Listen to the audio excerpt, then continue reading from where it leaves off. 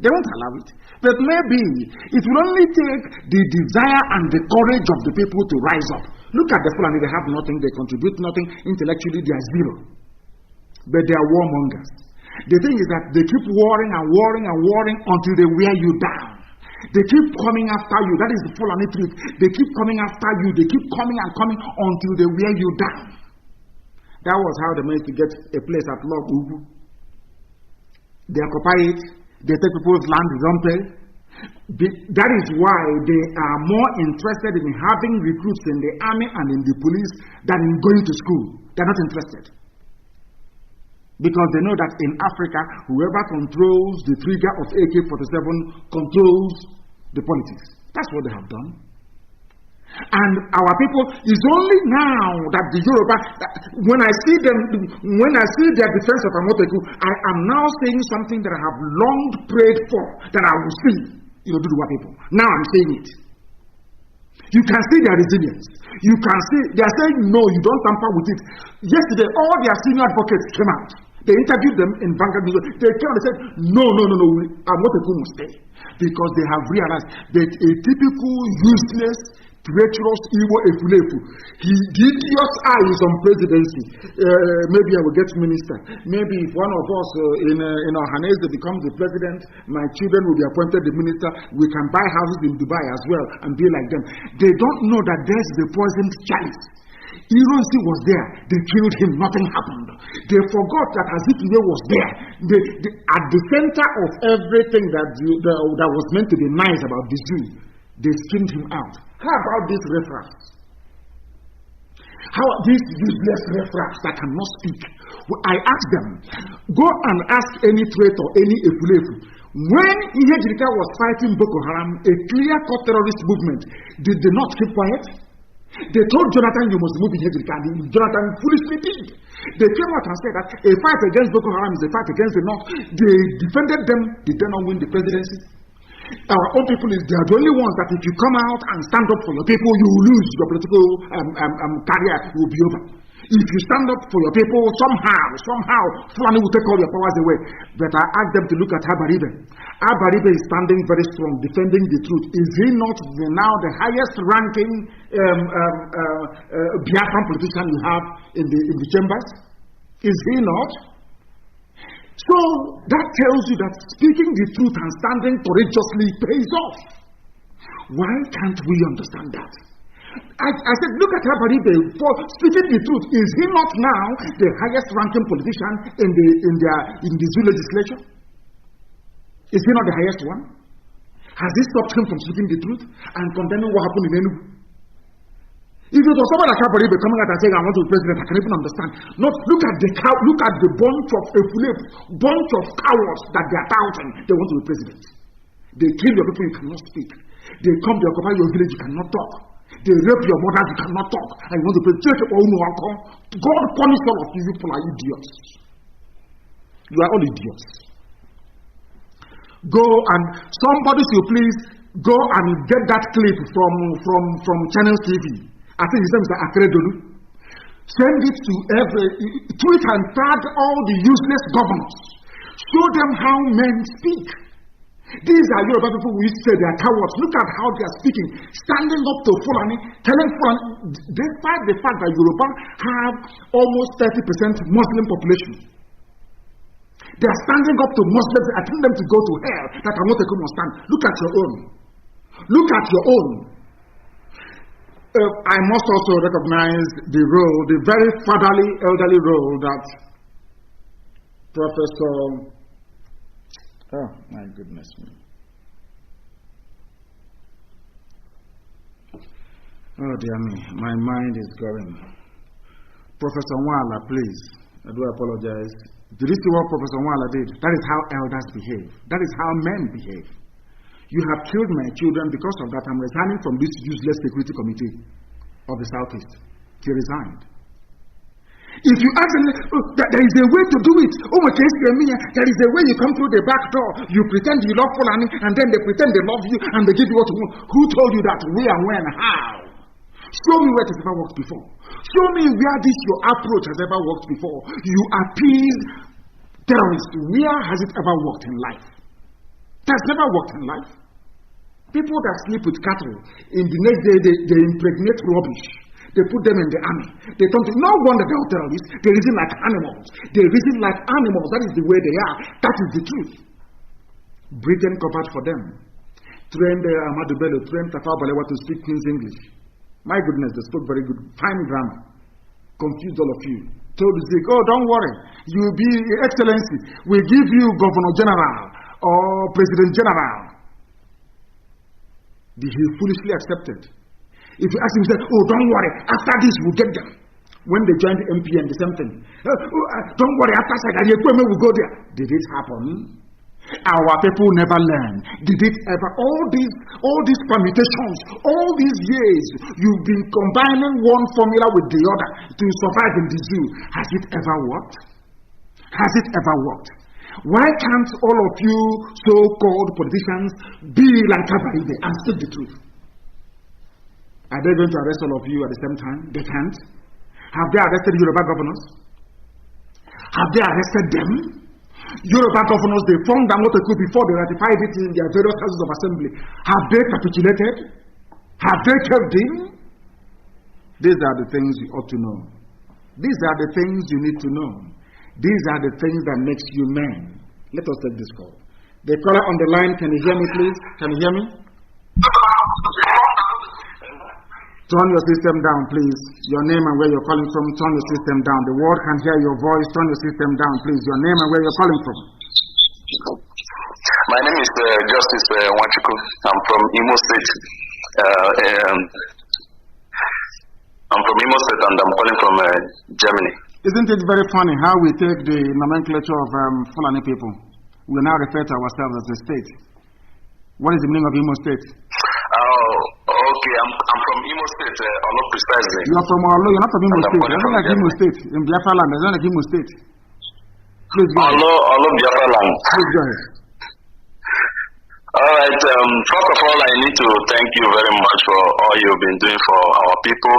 And actually, it's a very big honor for me to speak with you today because I've been longing for a very long time to have a one-on-one talk with you and at least congratulate you for all the enlightenment you brought to our people. So since I've come across you, I've learned a lot about life, about our people in general, everything. So I want to thank you on that. So what I actually want to bring to your notice today is about the leadership of our people. We call it our elites, our governors, our senators, our lawmakers from Biafra land. So I want to ask you what you're planning or what you want to do when it comes to our leaders in Biafra land. Because the way the situation is, the Fulanis, neither is it the Yorubas. But the problem we are having in the effort of actualizing this Biafra happen to come from our own people. Because if somebody who is at home doesn't tell the outsider how your backyard looks like, I don't think they can know your secret. So everything that is happening to us, all the difficulty we'll be facing recently is as a result of sabotage from our own people, the people we have around us. So my question is, it didn't start now because as I said before, the goat that doesn't eat yam, if it keeps following and looking at the one that eats yam, one day it will start eating yam as well. Our history as a people, since the British amalgamated us with the Janjaweed from the north, has been that of treachery and betrayal. And that is the truth. It sounds very painful, but it's the truth. Britain started by betraying our way of life, our tradition, our culture with the warrant chief system. That's persevered.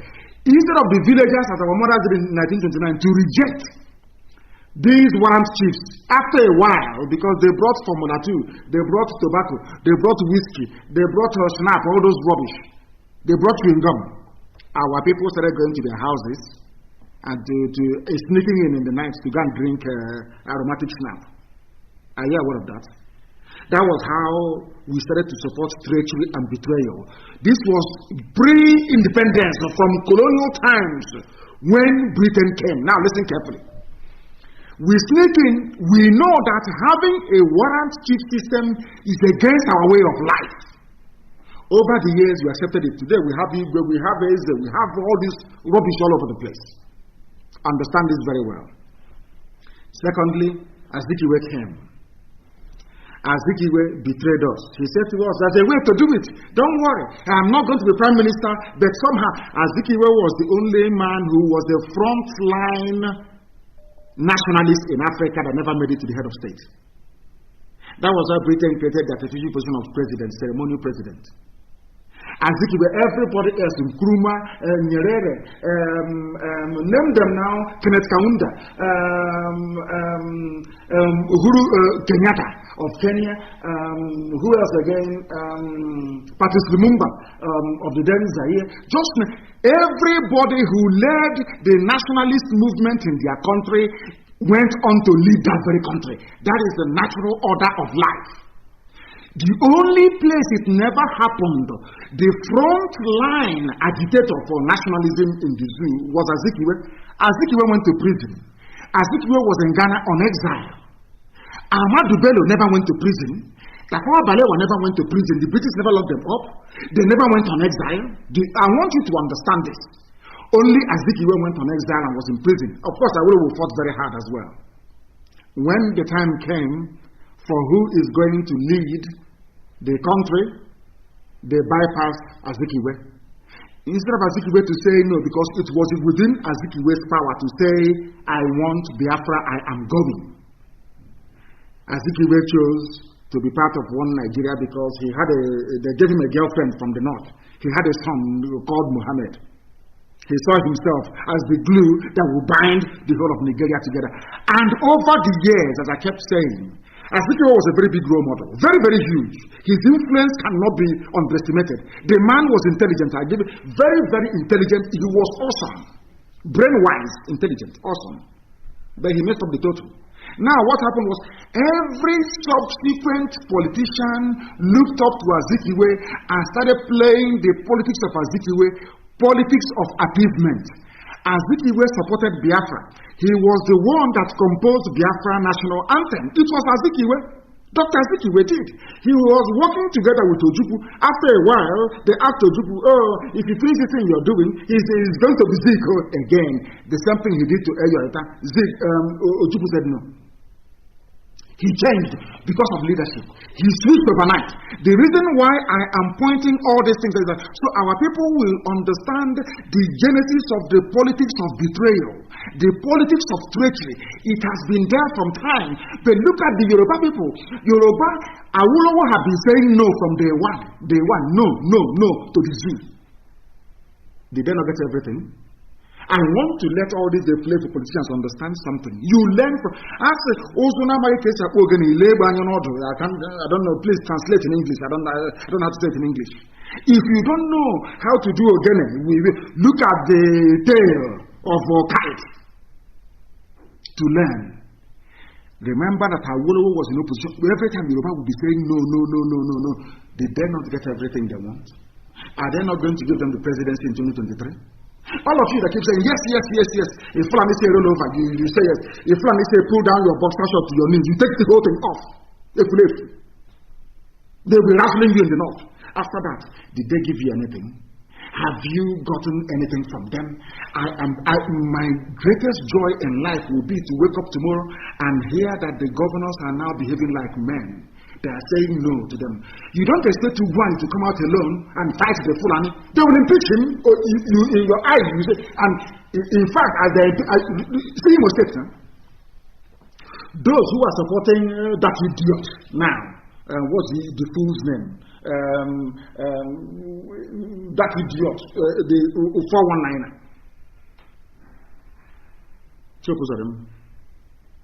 Those supporting Hope Uzodinma. Do they not know that it was the Fulanis that put him there? I want you to understand the extent of the damage that selfishness can cause to an Igbo man. How damaging selfishness is. Because of selfishness, you want to eat is your turn. You are damaging our way of life. You are damaging something that generations unborn will pay for. Do you understand it now? Do you now understand it? People who should have said no, we don't want hope. We may not have voted for Ihedia that won the election. But we cannot accept this process that gave birth. That is the difference between white and black people. We cannot accept this process that gave birth to hope. It's not good. It's not for my sake. It's for the sake of my children. Because if I allow it to stand, during the time of my children, they can bring a janjaweed in the name of state and say you are the governor of the state. Don't you know that? Our people are learned, but we mess up everything all the time. As I said, I will serve them loyally. If they can wake up tomorrow morning and start to speak like Yoruba, look at Yoruba governors. Why won't their men be loyal to them? Look at the way they speak. Look at the way they speak. Go and look at that Chinedu. Look at of course, they say the wife is Igbo, maybe that's why. Look at the way he was speaking. Telling Mietiala to go to hell. And they will get what they want. Do you know that we floated BSS? In fact, it was the Igbo governors that asked the Fulani to bring their army and come and kill us. But they formed a Moteku in the west. The Fulani started complaining, there is no law. They said, okay, we'll go back to our various houses of assembly, and they went and they formulated the laws. And today it's standing. Look at your own. And sometimes, I don't even blame the politicians, because if you now go to them and say, oh, we'll remove you, we'll put your brother there, you will see those following that his brother, that is treacherous brother. Until we teach them a lesson. The lives of hope is on the mountain, we teach them a lesson. Until we have men like Professor Wala, who can stand on their honor. I don't want to say anything bad against anybody, but we should be able to learn. Until our politicians learn to speak like Habaribe. Until our elders learn to behave like Professor Wala, we will be in a very serious mess. And IPOB is the only solution. I want people to understand why we are the way we are. We are the way we are because of failure of leadership. There is none whatsoever. A man, a traditional ruler, will go to the north. He will come back without his boxer shorts. And the wife cannot ask the husband, where is your boxer? Why did you leave it in Kaduna? Or not in Kanu or in Sokoto? Do you see what is happening to us? Do you see why we do what we do and why we are the way we are? Your children are being killed. You claim you're an elder. You cannot come out and condemn it entirely. But when Boko Haram was being killed, a terrorist organization, the then dead, now dead Buhari stood up to defend them. And they voted for him to become president. You never learn. All of you never learn. Sabo, when they impregnate cattle, and then after that they impregnate your mother to give birth to you, what do you expect? Rubbish as always. Let us take, this is the final call we are going to take. The caller on WhatsApp, can you hear me? Good morning, sir. Good morning to you. Your name and where you're calling from? Yeah, my name is Erika. I'm from Anambra State, but I live in Benin Republic. Benin Republic, your name is Erika from Anambra. Where in Anambra? There's not like Anambra State. Where are you from? I'm from Anambra West, Muanata, Meata. Okay, okay, yes, very good. I understand now. And go ahead, please. Yeah. Thank you so much for helping us a lot. I really appreciate. You know, I heard from you saying about the influence of the Janjaweed. Forgetting that they are human form, but they have animal intelligence. There's no way we can be in a country with an animal. So animal bread. We are supposed to be a human being. No, the more an animal to be the human form. Please, I appreciate your effort. You know, our leaders, governors, they are not supporting you because they all are looking for the president. But they know that after this struggle, you are the one that will be our leader. So that's why they are jealous of you. They want to be the president. So thank you so much. Thank you a lot for helping us. Thank you. May God also bless you and keep you. That is our final call for today. And please, What makes our Friday mornings very special is the quality of questions that people ask. If you come on air and you don't ask difficult questions, I cannot provide answers to them. And we cannot learn in the process. Please, from next week, Friday, I beg and I plead with each and every one of you, when you call, write down the questions you want to ask before time. Please. Or maybe we should start vetting it and look for the most difficult questions to answer. But all the time, I thank each and every one of you that have contributed this morning. All of you have listened to us. And as always, Biafra is our religion. And only IPOB can save us. Here on radio, Biafra is where we worship. Because Elohim is our God. We pray for our governors to change. We pray for them to repent and develop some balls as men. To develop some balls. They wear trousers, don't they? To stand like men. Because from what I'm saying right now, it is about time that women should be elevated to the top leadership across the board in our land. I'm telling you the truth. Because the men have failed. Seriously failed. They cannot stand up to speak. If they don't speak, who then will speak for us? But as I said, we are praying for them to repent. And once they do, they will get all the support they need. But if they continue this way, then doom is their portion. I thank you for listening this morning. From me, from here, good morning.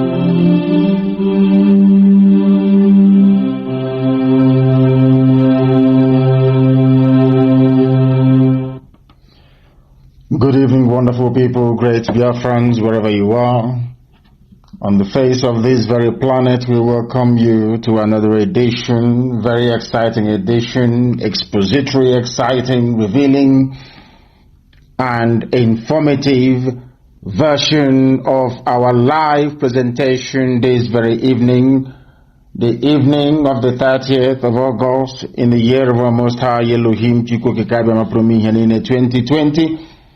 The time now is 3 minutes past 7 p.m. in the blessed land of Biafra, and I presume the same number of minutes past the top of the hour. Regardless of where you are domiciled around the world, we are very proud to say that we are not only the largest mass movement on the face of this very earth, but also the largest indigenous broadcaster of its kind anywhere on the face of this planet, because people are listening right across the length and breadth of every time zone of this very earth. We are immense, we are huge, we are relentless, we are unstoppable, we are undiminishable, we are unbribable. We are not going to relent. We are not going to stutter. We are not going to reverse. Our movement is onwards and ahead until we get to our final destination, which is the unquestionable and undiluted sovereignty of the Republic of Biafra. That is why we are here. That is why we exist. And that is why we must do what we can to make sure that the whole world understands the need for what we are doing and be able to partake and participate in it. We are coming to you live via my Facebook page, the official one, please, Mazi Nnamdi Kanu. We are, even more importantly, because I now notice that a lot of people are listening via our app, IPOB Community Radio app is live, and I want everybody to download it on their device because it is low data usage. Very, very low data. It is radio. Therefore, the cost of data is very, very minimal. Very, very insignificant. Everybody must download it and be able to listen to us via that very platform. It is IPOB Community Radio. It is the fastest download on Android and also on iOS. It is everywhere, and people are listening, as I said earlier, in nearly 154 countries around the world. People are listening to us, and they have joined us this very evening. It could be your morning, it could be your afternoon, it could be your midnight. Therefore, I would say good morning, good afternoon, good evening, and good night to some of you. There is no other like us. We are resolute, we are determined, we are relentless. Relentless in our pursuit of that which is right before God in heaven and man on this very earth. If you don't have your pen and paper, believe you me, there is no need for you to listen to this broadcast this very evening. It is going to be very deep and incisive. It is the type of program that we make once in a while, designed for those who are discerning enough to understand the peril that we are in and willing and able to do something in order to extricate us from it. I welcome all of you all over the world who have joined us this very evening. It could be your morning, your afternoon, depending on where you are. My name is Nnamdi Kanu. I am the leader of the indigenous people of Biafra, and by none the largest mass movement of its kind on this very planet.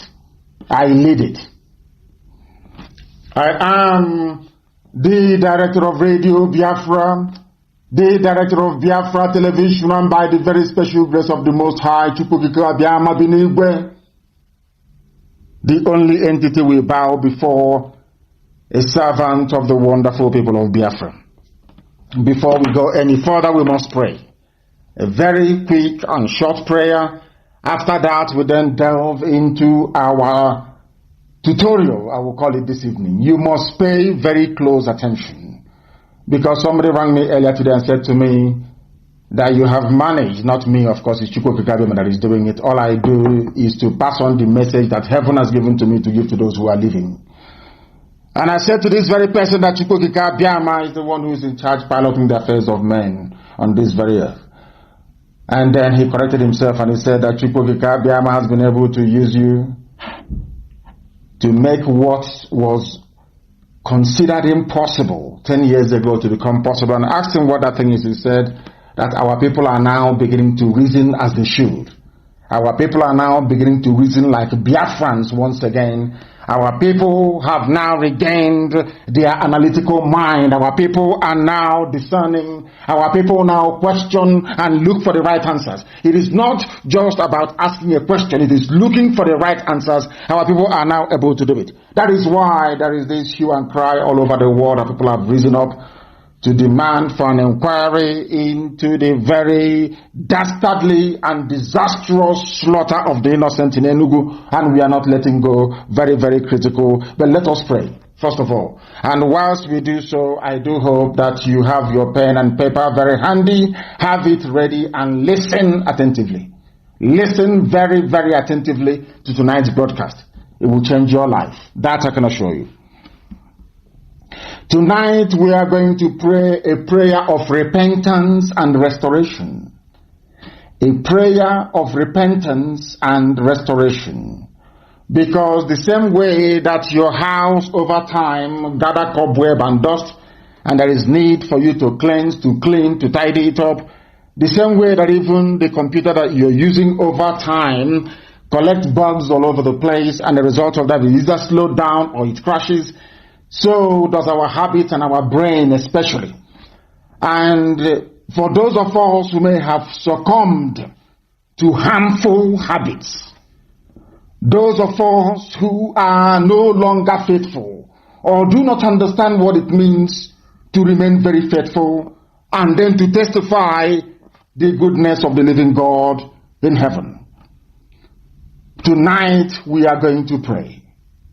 Because let us be very honest, we have all been there at one time or the other. Sometimes it is guilt, sometimes it is shame, and sometimes it is regret. But we must take heart, because the same Chukwukika Biama that we worship, who is in heaven, the creator of the heavens and the earth, the beginning and the end, the Alpha and the Omega, he offers love, forgiveness, and restoration.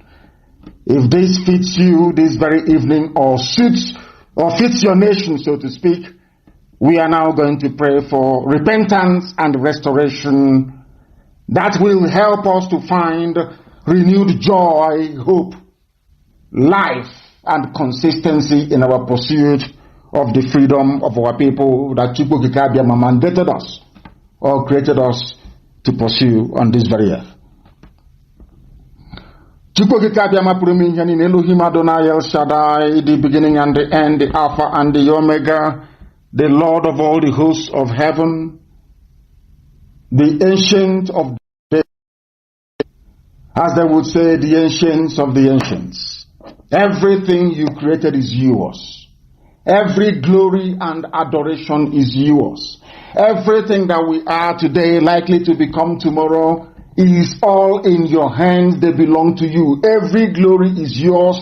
It doesn't belong to any man. It is only to thee.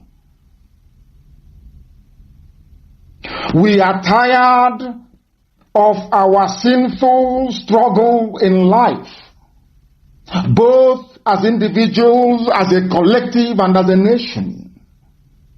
And we are not ashamed to admit that before the congregation, the assembly of men and women all over the world, that you may know that it cometh from our heart, that we are not deceitful. We don't pray this prayer in the quiet, or should I say in the secrets or secrecy of our homes. We are praying it that the whole world may hear us, because right now our nation, the nation of Biafra, as a collective, we feel very distant from you. Our choices have not led us into the right places. We have listened to the whispers of the enemies instead of your words in your own scriptures. And the result has been disastrous. The result has been Miyeti Allah, a terrorist group forming their own vigilante, something that is unheard of anywhere in this world. We once walked with you, our heart tender, because you led us in the Spirit. Yet, little by little, we exchanged your truths for temptations and deceit that led many away from you. Instead of taking thoughts captive and confessing them immediately, we allowed ourselves to grow totally out of control. Repentance was not in our vocabulary. Blame upon blame, cover up upon cover up, or trying to reason and rationalize reason has never worked with you. Nobody can rationalize their cover-ups or their blames. They only give birth to deeper sin entanglements. Yes, you created us in your image, O Almighty God of Israel. You know our thoughts before we even speak them. You x-ray the hearts of men and see through our sham excuses and intentions. Your spirit has warned us repeatedly, but we ignored you. Disappointment and discouragement have taken their toll on your children. So today we are confessing before the whole world our desperate need as individuals, as a collective, and a nation for you. You have promised us that if we will confess our sins, you will forgive us and make us clean again. We truly need your forgiveness. Repentance is on our hearts and lips. We want to turn around and head another direction back to you, Elohim. But we need your help. Just as you created the world out of nothing, create a clean heart out of nothingness in us. You have forgiven us our sins. You have restored our lives and the fellowship we once had together. You do not condemn because you're God, and you will not disown your own, which is IPOB and Biafra.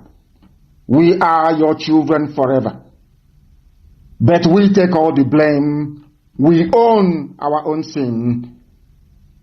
We are the ones who broke fellowship with you, and we are crushed over the way that we have come to thee and treated thy word and your holy name.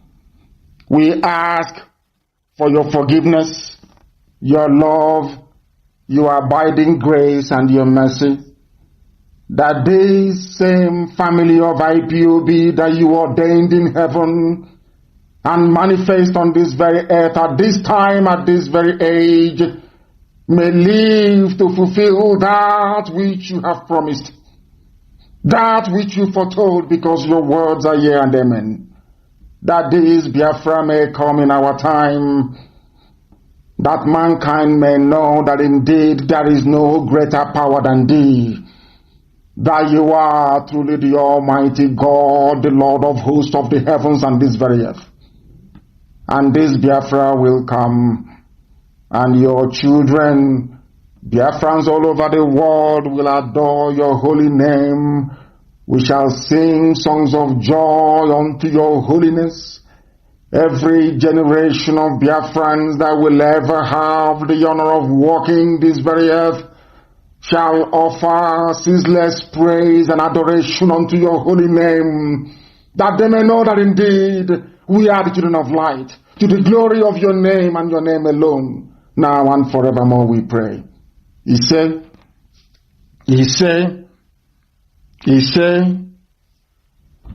we are live and direct, please. I don't need any complaints today. I want people to download IPOB Community Radio and listen to us, because the whole world is listening.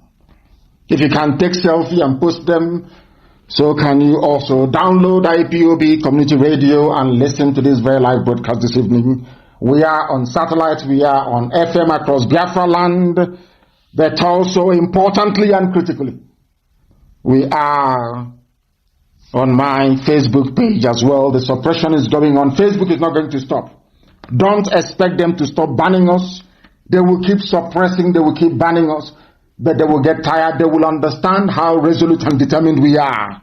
And when that dawns on them, they will then know they're backing up the wrong horse, that they have been doing something absolutely horrible. Who knows, even then, as we have prayed this evening, they too may even pray for repentance and be forgiven. We are proceeding very assuredly towards our program this very evening, that the world may bear us witness that we are the bearers of truth. There are some things that we lack as a people which we must correct immediately. We must learn and understand how to be disciplined. Discipline is not just about the way you conduct your personal life. It is about the way you relate to other people, the oath that you're under, and your ability to always do that which is right. To be obedient, to lay down rules and regulations, very, very important. Or else everything we are doing is a joke and it is a mess. The reason why we are where we are today is because of, I keep saying it every blessed time that I come on air, our inability to be rational enough to dissect and digest information in a way that it enables us to make the right critical decisions at the right time. That is the essence of reasoning. Very, very important indeed. And if we are a race of people that have risen, please write what I'm saying down. It is very, very important, please. I beg of you. If we had risen as a people, together, as a collective, over all these years, the mess we are in now, we cannot be in it. We would have learned our lessons and we would have made some life-saving, critical decisions as a result of that. Today we would have been a better people. But because we always allow envy, greed, and jealousy to cloud our sense of judgment, we always gravitate, we always go back towards reasoning like the people that we have been rejecting and condemning all this while. This evening we are going to start from the bottom up so that you can understand what we have been saying over the years. We are going to analyze Jonathan's accusations regarding Obama's meddling in the 2015 zoo elections. Because, how do I put this? Because we did nothing then, that was the reason why Obama managed to impose a fellow Islamic jihadist in Buhari in power. And because he got away with it, the late Buhari, of course, Abba Kyari also imposed Hope Uzodinma on Imo State. They have gone to impose almost at every level of leadership in our land. This is something our people don't understand, that the Fulani, the Janjaweed, they play a long-term game and that they have help abroad. Why am I saying this? Please write this down very carefully, because this is the most idiotic mistake our people always make. When the white man came to our land and said, yes, you people, all of you, every Biafran is Igbo. When we use the word Igbo, it means every Biafran, because we all are. If you like, believe it. If you like, you don't. I am not going to romance nor massage your ignorance and stupidity. I tell you the truth. Go and do your research if you have time and resources to do so. Now listen very carefully. When the British came and when they came to Biafra land, they went to Arochukwu, they saw a temple, something exact replica of what you have in Jerusalem. You know what they said to us? You have no history. By saying you have no history, it means you have no relatives. And if you have no relatives, believe you me, you are in very serious trouble. Because there is a saying where we come from. When somebody wants to abuse you or curse you, they will say, which means you will live in want. And those who are supposed to come to help you will not have anything either to come and help you with or to come to your rescue.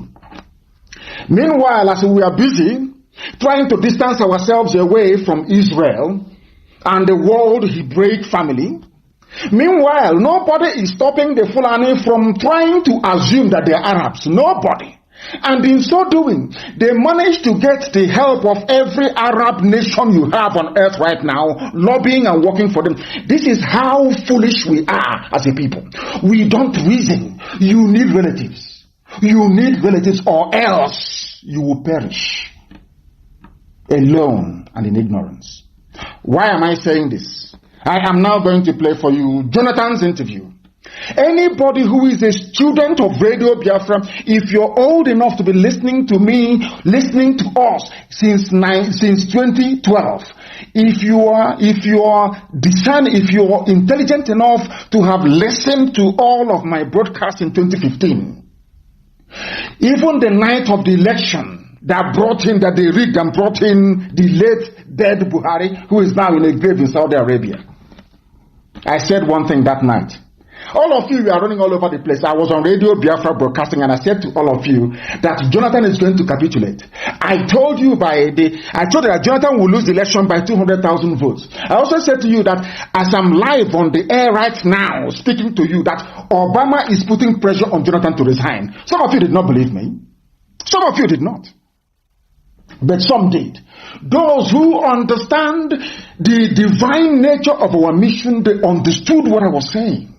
Those who can see in the spirit, those more people who can see, more people who can see, they knew that what I was saying was. And I said to you that the American ambassador was pressuring Jonathan to concede defeat. And I said to the whole world that Obama wanted a fellow Islamic jihadist, a terrorist, to take over. I said it then. Some of you did not believe me. Some went as far as saying, oh, that is what he says. He said, Nnamdi Kanu, oh, please leave him. That is what he keeps saying all the time. But today, I want to prove to each and every one of you, beyond every conceivable doubt, that I was correct. Everything I tell you is true. There are three kinds of people on this earth. People who accept the truth the way it is. People who are envious because you speak the truth. And people that resent you because it is not them. Those are the three kinds of people you have, especially in black Africa. And I cannot help it. Heaven put words in my mouth in spirit, and I proclaim it, and it comes to pass before sons of men. It is not my own doing. I never for one day thought or felt or said to myself, oh, you're going to do this. Never. So for some of you who may think that I'm doing this, I am not. I am led in the spirit.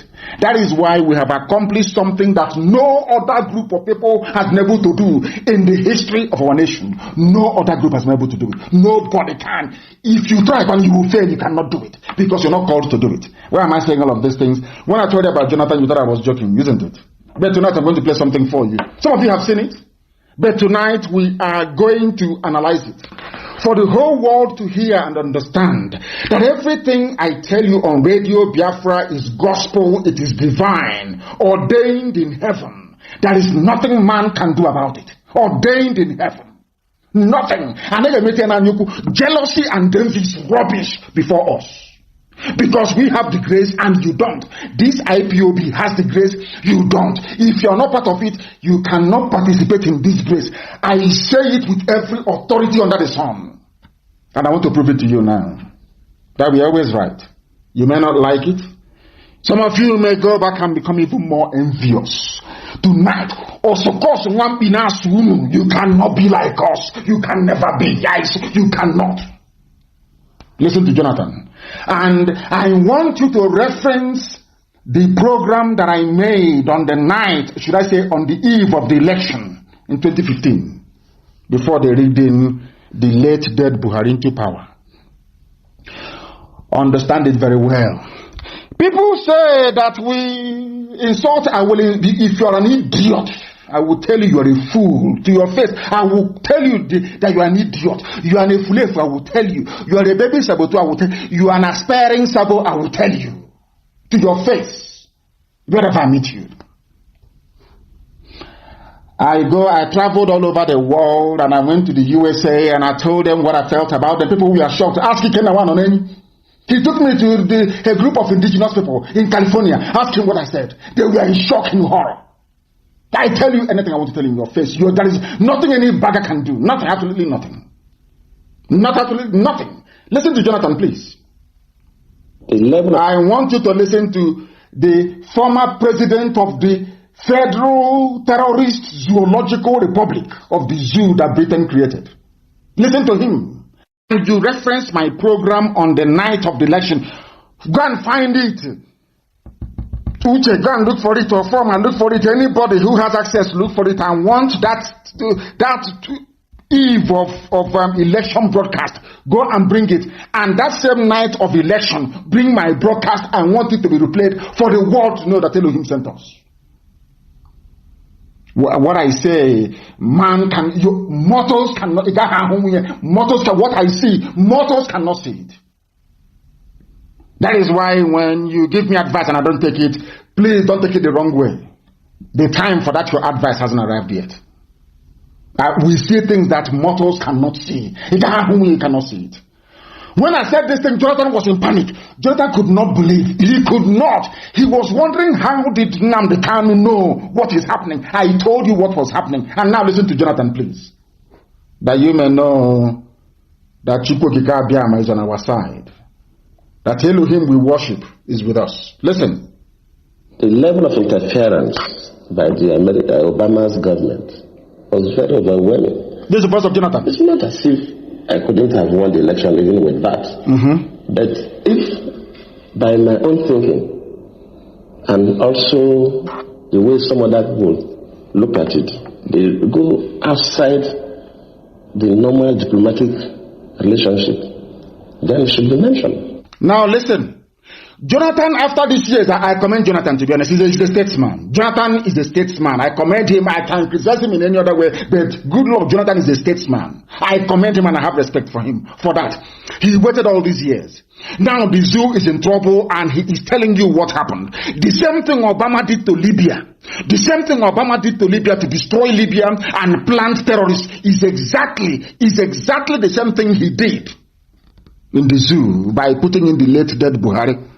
I want you to follow this very carefully. Exactly what I told you that night. When I said that Obama was interfering in the elections, some fools could not understand what I was saying. They said, oh, he's just making it up. Has it not been confirmed from the mouth of an ex-president, from Jonathan's mouth itself? And I want that broadcast found tonight.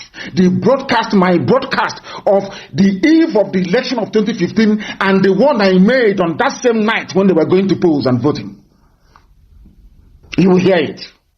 I told you that America was putting pressure on Jonathan to concede. I told you they will rig the election, that Jonathan will lose by 200,000 votes. Exactly my prediction came to pass exactly that way it is. Exactly the way it is. Our people don't know anything. Do you know the reason why Obama was helping the Janjaweed North to win? Because they are all Muslims, they are all Islam. Because the Fulanis are not ashamed of saying we are subservient to Saudi Arabia. I want people to understand, to reason, because the Fulanis, they have relatives. Using their religion, they have relatives everywhere. People who can fight for them, people who can stand for them. But you, who can stand for you? Okoko, who can stand for you? Nobody. That is why they're killing you. That is why Mietiala has formed a vigilante group. You cannot reason. You cannot reason. Your brains are not working properly. But here, after listening to us, you must reason. MUST, you must reason. If you like it or not, you must reason. All of you together. Listen to Jonathan, please. Very carefully. Obama was meddling in the elections. Obama, contrary to U.S. laws, Obama was meddling in the election of Nigeria, meddling in broad daylight because he wanted a Muslim to take over. They had their plans all laid out, well cleaned out and well made. And now Jonathan is confessing it. What I told you in 2015, on the night of the election, Jonathan is now confirming in the year 2020, 5 years after that. He's now confirming. Some of the things that you hear us say on Radio Biafra is true. But out of shame, the same way that the whole world knows that Buhari is dead, out of shame they don't want to concede. Let it not be that Nnamdi Kanu is right. And they have gone as far as trying to get those they can deceive. To think, oh, don't talk about it. I said to them, to hell with you, I'll talk about Buhari, dead Buhari, because it's the truth. Any day I see the truth and I run away from it on this very platform, the glory of Elohim will depart from us. We have come to preach the truth. And we are indestructible by man. Only Chukwukikabiyama can, not man. So you understand it. What I told you in 2015, on the night of the election, Jonathan is confirming in 2025 years after that. We see things that ordinary people cannot see. Please listen. And you will hear, there is a place Jonathan will mention something and you will be shocked. You will know the reason why Nnamdi Azikiwe was not given the prime ministership of Nigeria. You will understand the reason why Aburi Accord did not stand. A lot of people are wallowing in ignorance. A lot of people are moving about in ignorance. Our job here on this platform is to cleanse your brain, to remove every vestige of black stupidity from your membrane so you can reason properly like a human being. So you can reason very well like a human being. Listen to Jonathan, please. Listen to Jonathan. To President Goodluck Jonathan. In the year... Even that person listen to Nigeria at the eve of election, after Obama even issued a statement directing Nigerians to vote for the next... Who sent who? On the eve of the election, they sent John Kerry, the U.S. Secretary of State, to go and meet with the late dead Buhari. You people must reason. This is why they say, oh, you're paying $85,000 to consultants. Do you know how much the zoo is paying? Do you know how much Fulani Cabal contributed to Obama's re-election that made it possible for Obama to send John Kerry to go to the zoo to go and see an opposition leader? Has that ever happened before? But you don't reason. You claim some of you went to school, you read political science, you cannot reason. If you cannot reason, what are you doing on this earth? Okay, what is your job? If you cannot engage your brain to be able to reason properly. I want you to understand that Chukwu is with us. Listen, please. Chapter. That tells you something. Tells you something? You should not sweep this under the carpet. If a foreign country, whether African country or even America or any other country, interferes with our own elections, we should mention it. Now you can understand. Obama interfered with the elections in Nigeria.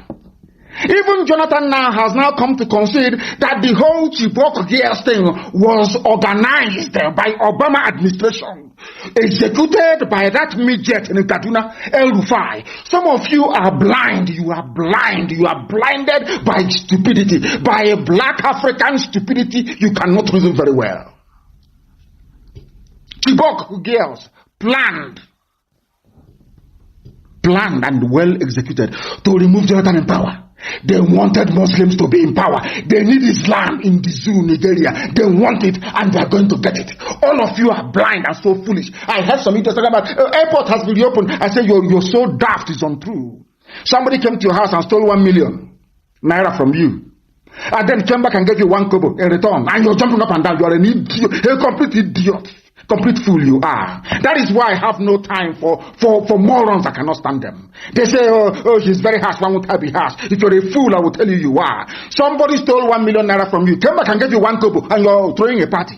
He's telling me about Enugu Airport. What useless Enugu Airport is that? Ordinary tarmac that our engineering corps in the volunteers can build in 1 week. You are jumping up and down. Look at how they deceive you. Chibok Girls, organized by Obama and El-Rufai, with the late dead Buhari, Abakari and Co, Fulani Cabal, deceiving all of you. And you wake up and you talk about our Nigeria, this is our Nigeria, we don't know what is happening. You people are fools, you know nothing. I will insult you because if you're an idiot, I'll tell you you are. Let us listen to Jonathan, please. Let's listen to him. To what President Jonathan has to say. Listen. How do we get these girls out? Yes, Chibok girls. Within a couple of days, we saw people going to the US, bring back our girls' placards. Yes. Why? Mrs. Obama, did you see Mrs. Obama carrying bring back our girls? Did you see her? All planned, all well orchestrated, planned, Fulani Islamic Brotherhood, cabal, they planned it. You saw, all of you saw Obama. You bring back our girls, so they all planned it to paint Jonathan black, to destroy Jonathan. That a Fulani Janjaweed will come in and take over our waterways, take over our farmlands under Ruga, tell you that Miyetti, a terrorist group, can form vigilante across the country, and all of you moronic, idiotic zoo animals that Lugard created, all of you are just there looking more sheepishly like a bunch of idiots that you are. You cannot reason. You cannot reason, can you? Let us hear Jonathan, please. And of course, the Mrs. Obama received one of those placards. Mr. Obama. I cannot take responsibility for the abduction. I don't control Boko Haram. They are criminals. But as a president, of course, you know, it's not the president that go to the field. You have security and intelligence officers that do the work. Let me admit that, yes, maybe they do their best, but their best was not good enough for us to recover the girls. That does not mean that I'm trying to remove myself from any blame. Yes, I may not be blamed for the action, but I could be blamed that my security and intelligence system are not strong enough to be able to rescue the girls. Do you see how a statesman talks? You can criticize Jonathan all you like, but the man is a natural born statesman. He even took responsibility for Chibok girls because it happened under his watch. Compare that with these morons, these scavenging, desert-dwelling, cattle-heading animals.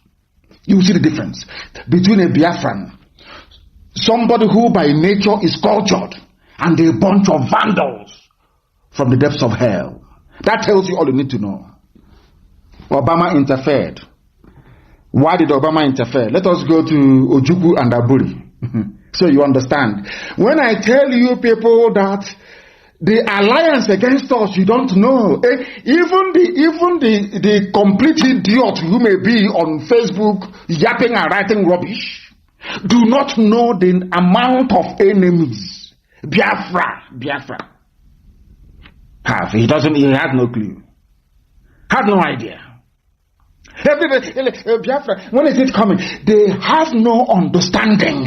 The hurdles we need to negotiate and cross before we get to the promised land, they have no idea. They think you wake up in the morning, you write to Trump, you write to EU, Biafra will come. They are insane. I used to say on this platform that Biafra is the last miracle, and I used to say it for a reason. Because of the obstacles and hurdles in front of us, we need to overcome. This is one of them. American president from nowhere is against a head of state because Jonathan is a Biafran. They cannot allow him. No, it's impossible. He cannot stay there. I want you to pay particular attention to what I'm going to play next.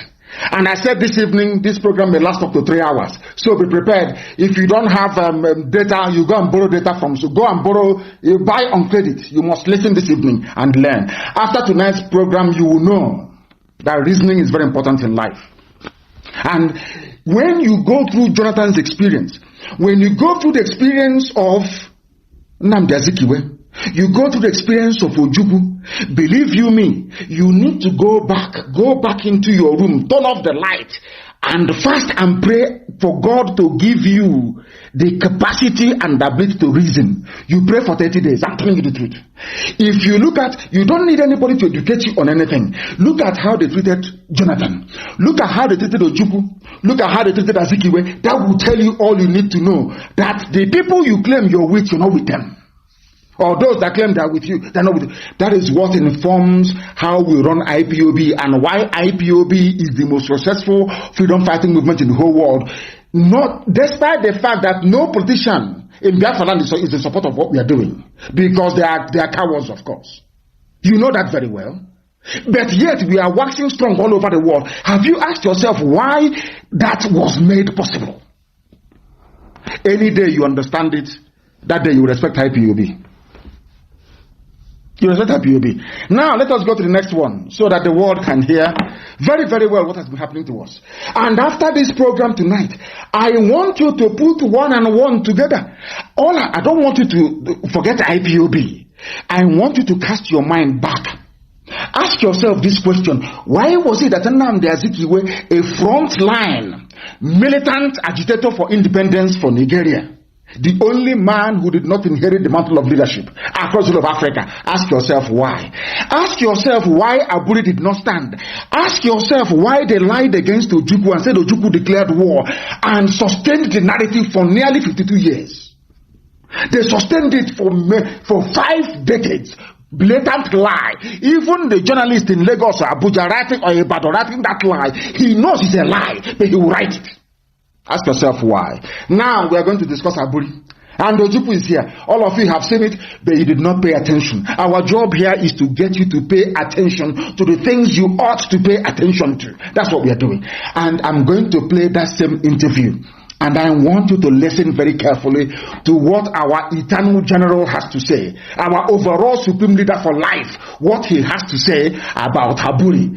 Let shame befall our enemies. And this evening, you will see, I've shown you the hand of America. At this time, I'm going to show you the hand of Britain. And you'll be wondering, but what did we do to them? Why is it that they want to suppress, to clamp down on Biafra? Any day, as I keep saying, believe you me, any day you go into your bedroom and you think and you discover the reason why they're against us, you can never be a Sabo in your life again forever and ever. Never. Listen to Ojukwu and listen very carefully to our leader, the only genuine general you have before he passed on. Listen to him, please. Listen. But at the end of it, I don't want to go because these things are all, the tapes are available. His English is Queen's English. Some of you may struggle to understand it. He is learned. He's a learned man. highly polished, highly educated. Some of you may struggle with the crispness of his accent and his tone. But please do pay attention. He is the Biafran head of state. Pay attention to him, please. He is late, but to us, he will remain our head of state. Listen very carefully.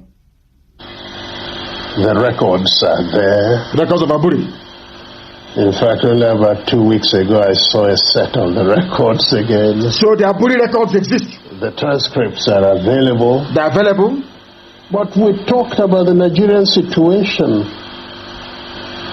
And certainly, at the end, everybody says, oh, you told them this, you did that. The fact was that our case was so clear. Yes, case for Biafra and at Aburi. That I actually believe at the end of Aburi that the problem was not Gawan. Listen. Probably some ambassadors in Lagos who were... The problem was not Gowon at the end of Aburi. Our leader knew. He said some ambassadors in Lagos did not want Aburi to stand. So I am telling you today, Britain does not want restructuring. All of those blood-sucking, demonic neo-colonialists, they don't want restructuring. That is why the Fulani Janjaweed can never restructure. I need you to understand this.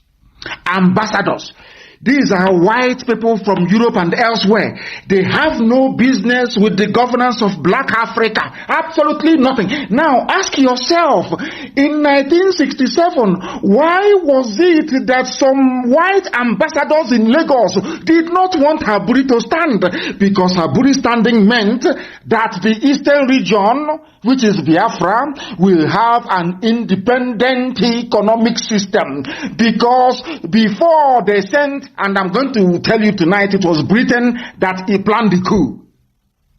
I'm telling you the truth. You may be shocked, but it's the truth. The coup of 1966 was planned by the British. The reason being, they wanted to destroy the economy of the East under Dr. Michael Okpara. Michael Okpara had the fastest growing economy in the whole world. In the whole world on this very earth.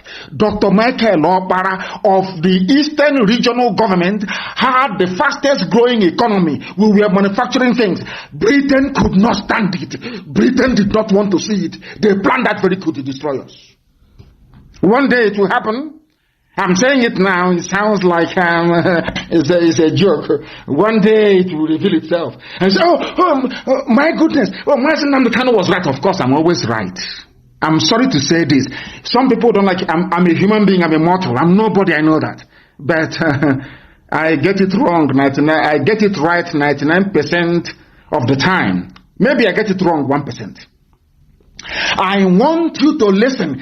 I want Efulefus, all the idiots, all the Abuja contractors, all the baby sabo with feeding bottle. I need you to understand that you don't know the amount of enemies you have. You have no clue. You have no idea. This evening, I want to come to you, I want to do a slight revelation, so you will understand the enemies you have, that only Chukwukikabiam Elohim can save us, not man. I need you to understand it tonight. Are you listening? It was ambassadors in Lagos, not Gowon, no? Ambassadors in Lagos that put pressure on Gowon. Abandon Aburi. The same people you're going to say, give us restructuring. You are dreaming. You're wasting your time. Let me listen to my leader, please. Listen very carefully. Those in Lagos who were pressing for something else. Yes. Because we understood each other. We agreed on everything. Ojukwu and Gowon understood each other. The drafting was, in fact, my chief secretary. The drafting of Aburi Accord. With 2 other chief secretaries from the other side. Yes. I said, no. And drafted and agreed. We looked at it. We agreed. Listen. General Ankara read over the whole... General Ankara was the then Ghana head of state. At the end, asked us if we wanted to amend anything. No. After the whole agreement was made, General Ankara asked Ojukwu and Gowon, do you want to amend anything? They said no. We understood each other. We know what we want for our country. We want it to move forward. But meanwhile, white ambassadors in Lagos, we are not happy. Ask yourself, where were they not happy? What is it about Aburi that made them uncomfortable? Because restructuring back to the regions will allow people the autonomy to grow their economy. But these criminals, these neo-colonialists in Abuja now, they don't want it. Because if you do it, the ingenuity of a Biafran will come to the fore. The intelligence of an Igbo man will rise up. You can't stop it. So the best way for them to stop it is by bringing darkness. Darkness is full of Janjaweedism. Are you following what I'm saying tonight? Do you know, have you heard this before, that Ojukwu and Gowon had no problem? They agreed, they drank champagne, they shook hands, they did everything, they now came back to Lagos. White ambassadors in Lagos said no. And that is Britain. We don't want it. So that Opera can be growing economy of the East, so that these people can rise up again. These stubborn people can come up again. They said no. Because you know why? They know I have discovered what they know about who we are as a people. That is why they are frightened. That is why no matter how many reports Amnesty will write about the killing of our people, they will stand on it, they will say no. We are at ICC. Have they called our case? The answer is no. They can never call it. Because they know that Biafra is the light of Africa. They know that any day that Biafra stands, that Africa will stand. So what they have done is to go to the source and switch off the light. They just have refused. They took the fuse and they walked away. So everything you are doing, connecting every cable everywhere, until you put in the fuse, it can never work. And what is that fuse that Britain pulled away? It's called freedom. Now you understand it, don't you? Now you understand it. Only if some of our people know what we know. You don't know what I have seen. You don't know how far we have gone. You don't know why we do things the way we do it. You don't know why we say things the way we do it. You are confused. You don't know. If you don't know in USA, you ask questions and you'll be told. Now listen carefully. This, what I'm telling you tonight, I'm telling you that almost 70% of people don't know this. They don't know it. You don't know the amount of enemies you have. You have no clue. Now listen very carefully to what our leader has to say. Listen, please. No. At the end of all that, the position was so good. Very good. Between Biafra and Nigeria. Listen. Ankara drove Jack Gawan and myself. Yes. To the airport. Yes. Jack was sitting on his left, I was sitting on his right. He was in the middle. Yes. And in the course of that journey, at a point, General Ankara shook his head and said, "Oh, thank you. Thank you. Yes. If only we can go on like this, everything would be all right." Yes. In Ghana. Yes. Ojukwu and Gowon in Ghana. I was the one. As I do now from time to time, I go for the dramatic. Suddenly I picked up Gawan's hand. Ojukwu took Gowon's hand. Put it on Ankara's. Put it on Ankara's lap. Yes. Brought my other hand, placed it on it. Yes. And I said, "General Sir, hold us together. I want to say something." Yes. So General Ankara put his hand on top of the two hands. And I said, "General, I want to assure you that I am totally satisfied with everything we said." Yes. I will even go further and say to you something I did not say at the conference. Yes, what was that? And that is that once we have implemented everything we have said, yes, I would ask you for one favor and one favor only. Yes. And that would be to be the one to propose Jack Gawan as a head of state of Nigeria. Are you listening? That was my head of state, the late general. Demodumegwu Ojukwu. Has Gowon is alive. Can Gowon, he says he's a prayer warrior. I want Gowon to come out to say that what Ojukwu said in this interview is falsehood. That they're a bunch of lies. Because he knows if he says it, that even the hell that he's going to, the hottest part of it will be reserved for him. Are you listening now? Ojukwu, for all you useless Nigerians, all you animals in the zoo, Ojukwu inside the car being driven by General Ankra's driver. General Ankara was in the middle. Ojukwu was on the right. Gowon was on the left. Ojukwu took Gowon's hand and placed it on the lap of General Ankara. And he said to the general, General, I want you to be the one to propose that Gowon should be the head of state of Nigeria, including Biafra. But all these years, all we've been reading in history books, Ojukwu is a warlord. He went to war. Do you see why God? People don't know why God is punishing the zoo. The same way I'm telling you tonight. You see Britain. God will decimate Britain. God will divide Britain into pieces. Write it down as I'm telling you now. Write it down. So when it happens, you say, Nnamdi Kanu said so. Are you following? Now ask yourself this question. When Ojukwu and Gowon wanted to restructure, as a result of what obtained in 1966 and 67, who stopped the restructuring? It's Britain. Are you following? They are the ones that stopped restructuring. Now I'm asking you, are you telling me now that they are going to agree to restructuring? The answer is of course no. I am Anglophile. If I'm not a Biafran and Igbo man, I'll probably wish to be an Englishman. As I keep telling you all the time, believe you me, they have conscience. English people, they have conscience, they are good people.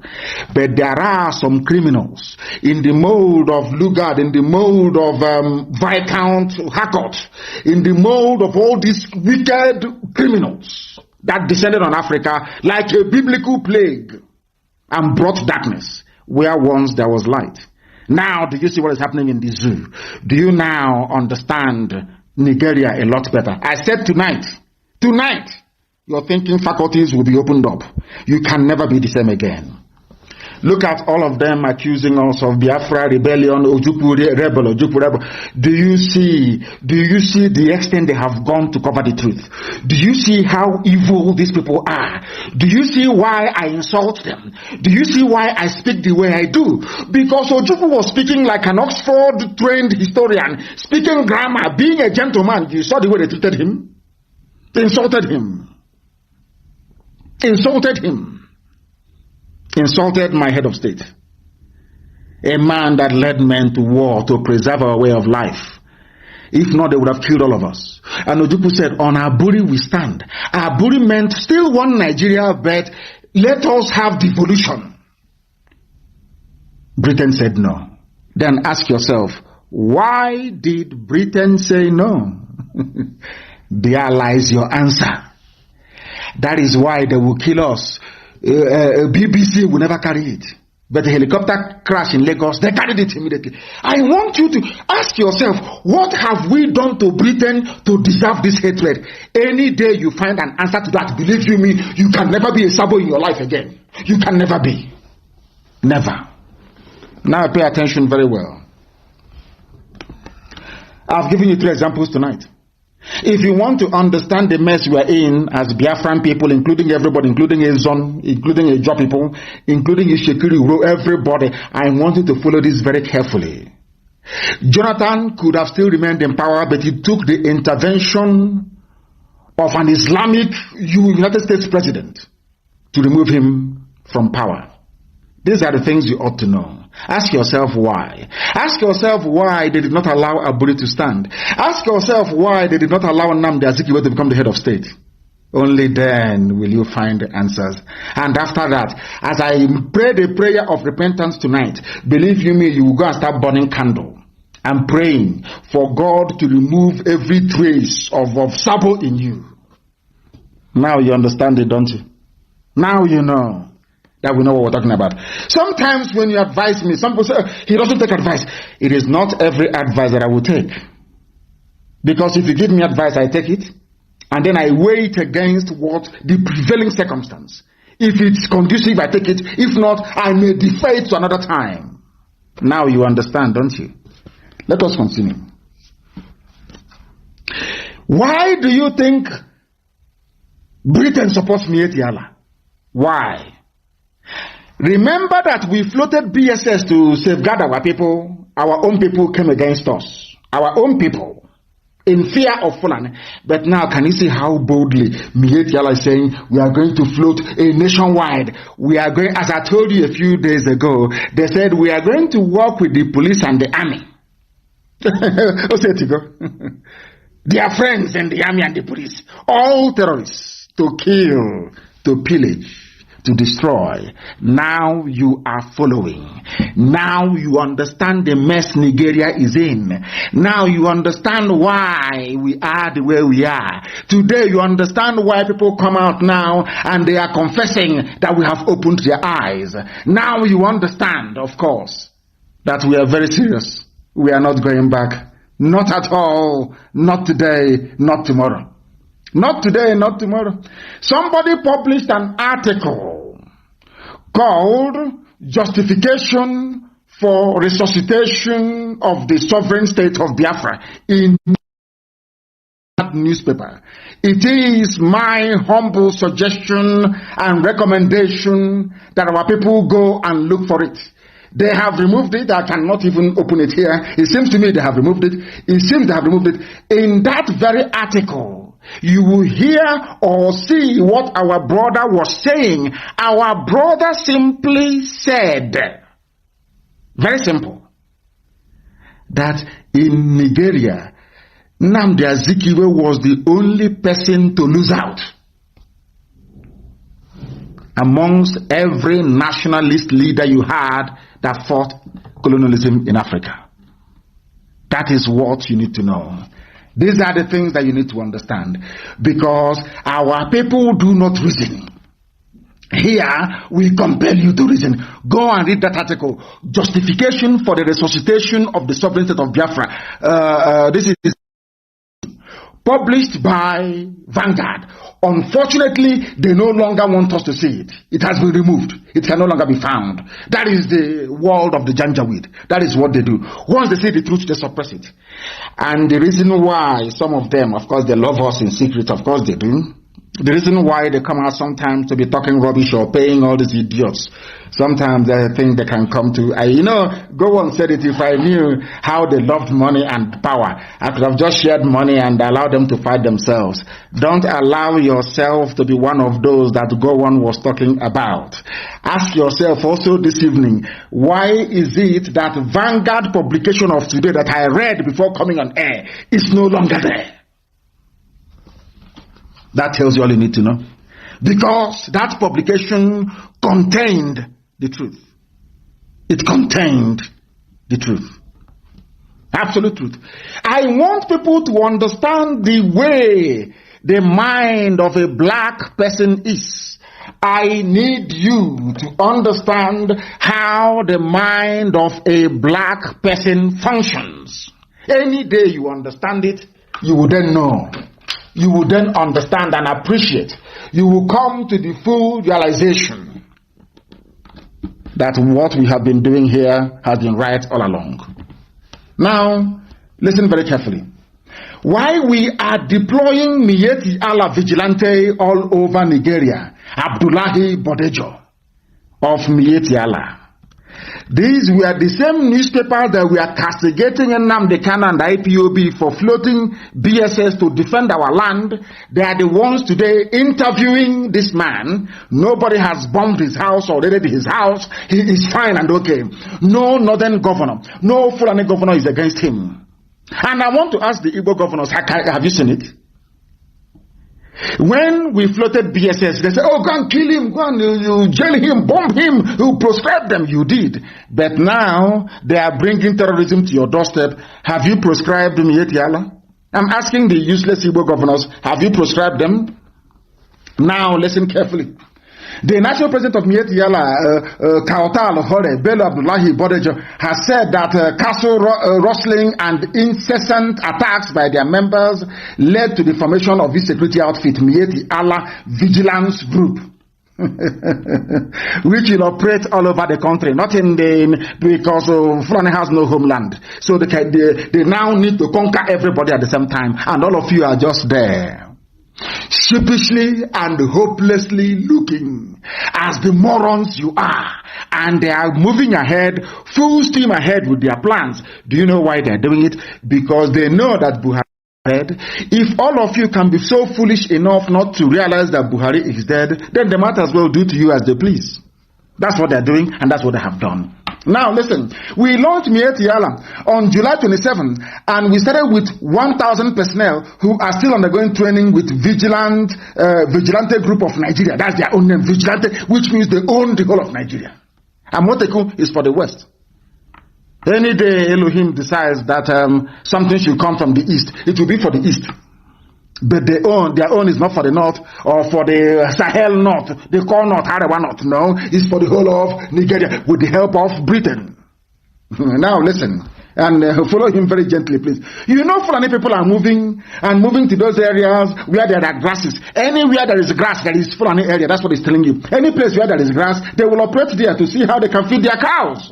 Are you not foolish? All of you in the south, are you not hopeless? Can you see your stupidity in front of your eyes? Can you see how hopeless you are? Those of you from the south, Aminu Duduwa and Biafra, can you use your two naked eyes to observe your stupidity? All the years of subservience to Fulani, has it ever made them to relent? They are coming to conquer you. You see who puts on them, they will even take over his own village. I'm telling you the truth. He doesn't know how they operate. Supreme Court governor. This is how they are.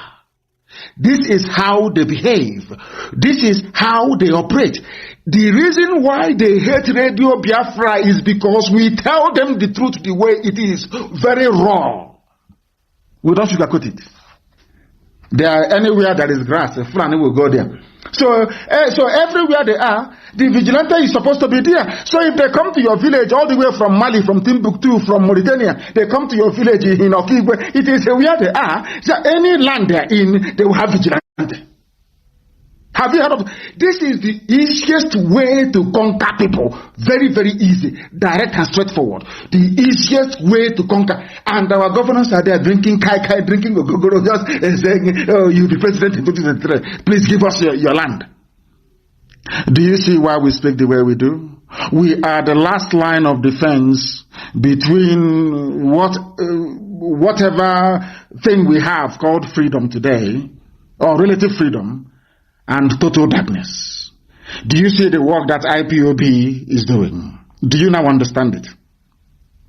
Do you now have the common sense, the gumption to appreciate the depth and the sacrifice that IPOB is making? Do you now understand it?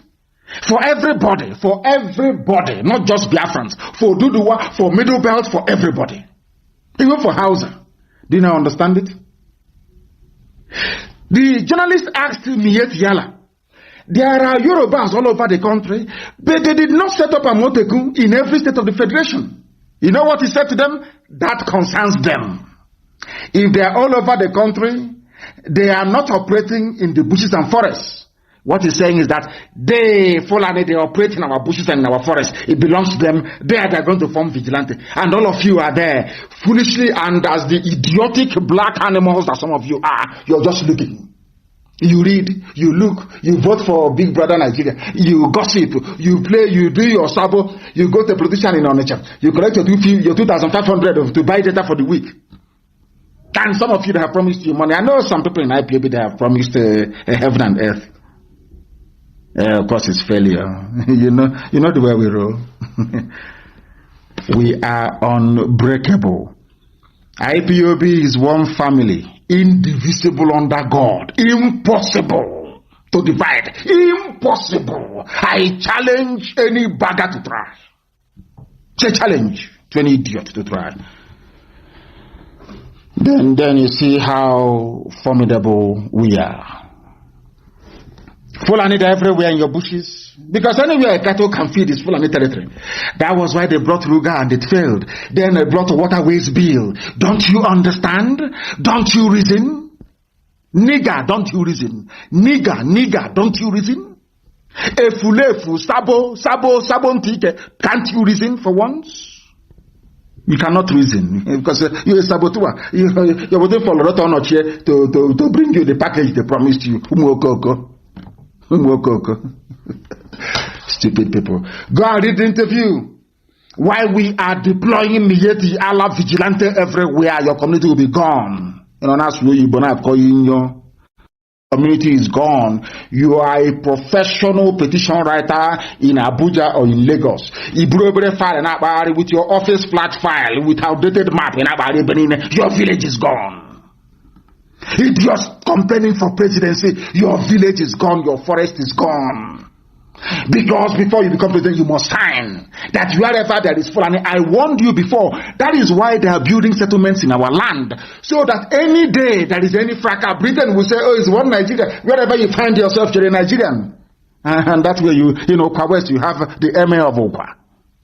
I'm now telling you, if they said to you that what I said in 2015, that Jonathan will confirm it in 2020, will you believe me? Will you believe me? What I said in 2020 has been confirmed in 2020. Go and play that my broadcast, you will see it there. Very clean and clear. The gospel of heaven, that's what I give to you. The gospel from above. Everything I tell you is gospel. You cannot dispute it. Not now, not tomorrow, not ever. Indisputable. They come to your village. Mietiala is in your backyard, they're grazing their cattle. They come to you and they give you 4,500 naira. Promise you heaven and earth as they promised to my. All of you suppose that they promised something. The something they promised Obiano. They promised Buruburu, Ugwani. They promised even Hibaz. They're all president in waiting. Excellency, president in waiting. When Mietiala calls them, yes, Mr. President in waiting. That one, his head will expand. He will give away his village to Mieti Allah. You see how foolish they are. The same thing with Sabonti. Hey, people who are hustling and struggling in life with no hope and no means of livelihood. And you get a call from Loretta Onochie. Are you prepared to be a Sabo? That is, government has voted, there is a budget for the government now. Come and be a Sabo. You open 1 or 2 or 3 Facebook accounts, you start talking rubbish. But to those that felt they were human beings, they have tried and have failed to divide or to bring IPOB down because we are built on a rock. Talk less of people who stuck in trade is criminality. Go and read it. Mietiala, they have you people by the balls, I'm sorry to say, the proverbial balls, so to speak. Somebody wrote something very, very important and I picked and I said I must analyze it. It's not from me. Hopefully his name will be at the bottom of it. He said, don't let Ndi Okatamana, IPOB, Biafra haters and Fulani blooded Igbo Efulefus fool you. They are fooling all of you. All these Efulefus yapping rubbish, they are fooling all of you. Ask them, what have you done about the Fulani settlement in Lobuku? Ask them, what have you done about the Fulani settlement at Nike? What have you done about the Fulani Mieti Yala settlement in Okwa? Ask all the Efulefus. They have no answer. Their job is to distract you. Their job is to take your mind away from holding politicians accountable for the unwarranted, unwanted presence of Mieti Yala terrorists with their cattle in our villages. Some of you cannot reason that through. When they are yapping their rubbish and talking their nonsense, their job is to distract you as Fulanis are taking over your village. Is that very clear? Now listen. They are deploying Mieti Yala vigilante across the whole place. Because they want to take everywhere over. They want to take over your land. They want to take over your land. Ask yourself, why hasn't your governors come together to float their own defense? Because they are in Fulani pocket. Fulani they see our land as a conquered territory. If not for IPOB. Why do you think the governors are keeping quiet as they're killing us? Because they have told them over the years, control them. They're saying we can't control them. If you like, come and kill them. We will not talk. And that's what they're doing now. Compare that to other governors everywhere around the zoo, and you will see what is happening. You see the way they are speaking up.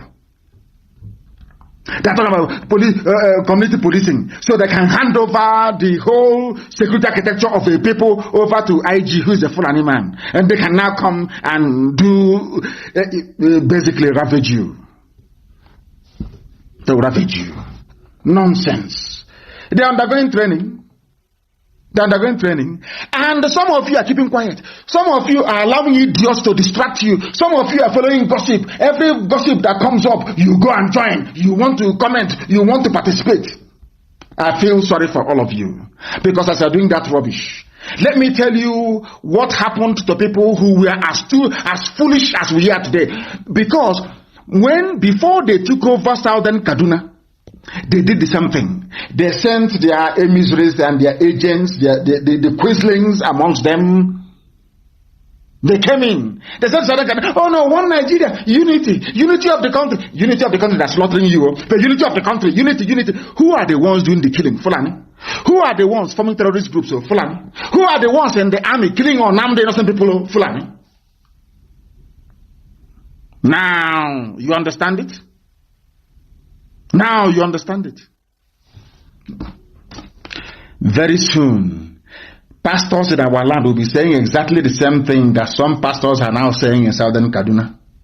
Followers are now urging their pastors to buy guns with the tight money they're giving to their pastors. Go and buy guns for us, please. These are Southern Kaduna. These are the people that fought the war. These are the people that believed in one Nigeria. These are the people that they lied to and told that Ojukwu is a very horrible man. But now, do you see the irony of the whole thing? Had Aburi succeeded, Ojukwu was actually negotiating for Southern Kaduna people to save them as well, to save everybody. Do you see the funny part of the whole thing? Now you understand it. Now you understand it. You see the way they work. Over the years, they were trying Southern Kaduna. We are in the army. Nobody should do anything to disrupt the peace. So some of these things now that the Supreme Court Governor of Imo State has been saying, idiots, sycophants. Now do you see it? Now do you understand it? Now can our people begin to appreciate the mess they are in? Look at Southern Kaduna. That is what is going to happen to you. Let me read the news for you. Pastor of Vision Pioneer Trust Ministry in Kafanchan, Apostle Dr. Emmanuel Nuhukure, has said that as a priest, people now come to him asking him to buy arms for them. They are calling on their pastors to take part of the offerings and buy arms for them to defend themselves. That is the level of despair. People are no longer afraid. He asked the federal government of the zoo to arrest the senseless bloodshed. Who's going to arrest it? Is it Buhari, who's in a grave in Saudi Arabia? Who's going to arrest what? Who, where, when, how? I ask you. Where is Buratai? Have you seen him in public? Where is Osibajo? Have you seen him in public? You know, this is the reason why white neo-colonialists can interfere and meddle in your life. Because they know that a majority of you cannot reason very well. Where is Osibajo? Simple question. When was the last time you saw Osibajo live? Anywhere. When was the last time you saw Buratai live anywhere? Confirmable. Well, of course, we know that Buhari doesn't exist. Even the boy these days is scared to come out. The mask wearer can't even come out anymore. Is that very clear to all of you? Can you now all begin to understand that Equa Church, even indigenous of Southern Kaduna indigenous at Equa Good News Church in Kaduna, they are also saying it. There is going to be a revolution. These are people feeling the heat in Southern Kaduna. And you're busy in the South writing rubbish about one Nigeria. How you support one Nigeria. I feel sorry for all of you. Because they are coming. Who is going to stop them? Nobody. To the extent that somebody in the Nigeria north is saying, divide the zoo now, divide Nigeria now, no angel can unite us, according to a northern elder. This is the news carried by Arewa Gazette, which is one of their papers. That amalgamation of 1914 was a grave mistake. The chairman of the dialogue group in Kaduna, Haji Mohammed Mahadi Shehu, has lamented the ethno-religious divisions in the country, stating that breakup of the nation may not be such a bad idea. But does Britain want it? Of course not. They are your creators, they are your makers, they built you, they told you who you are. I was reading a piece, an article a few days ago, they said, in 1960, Nigeria became independent.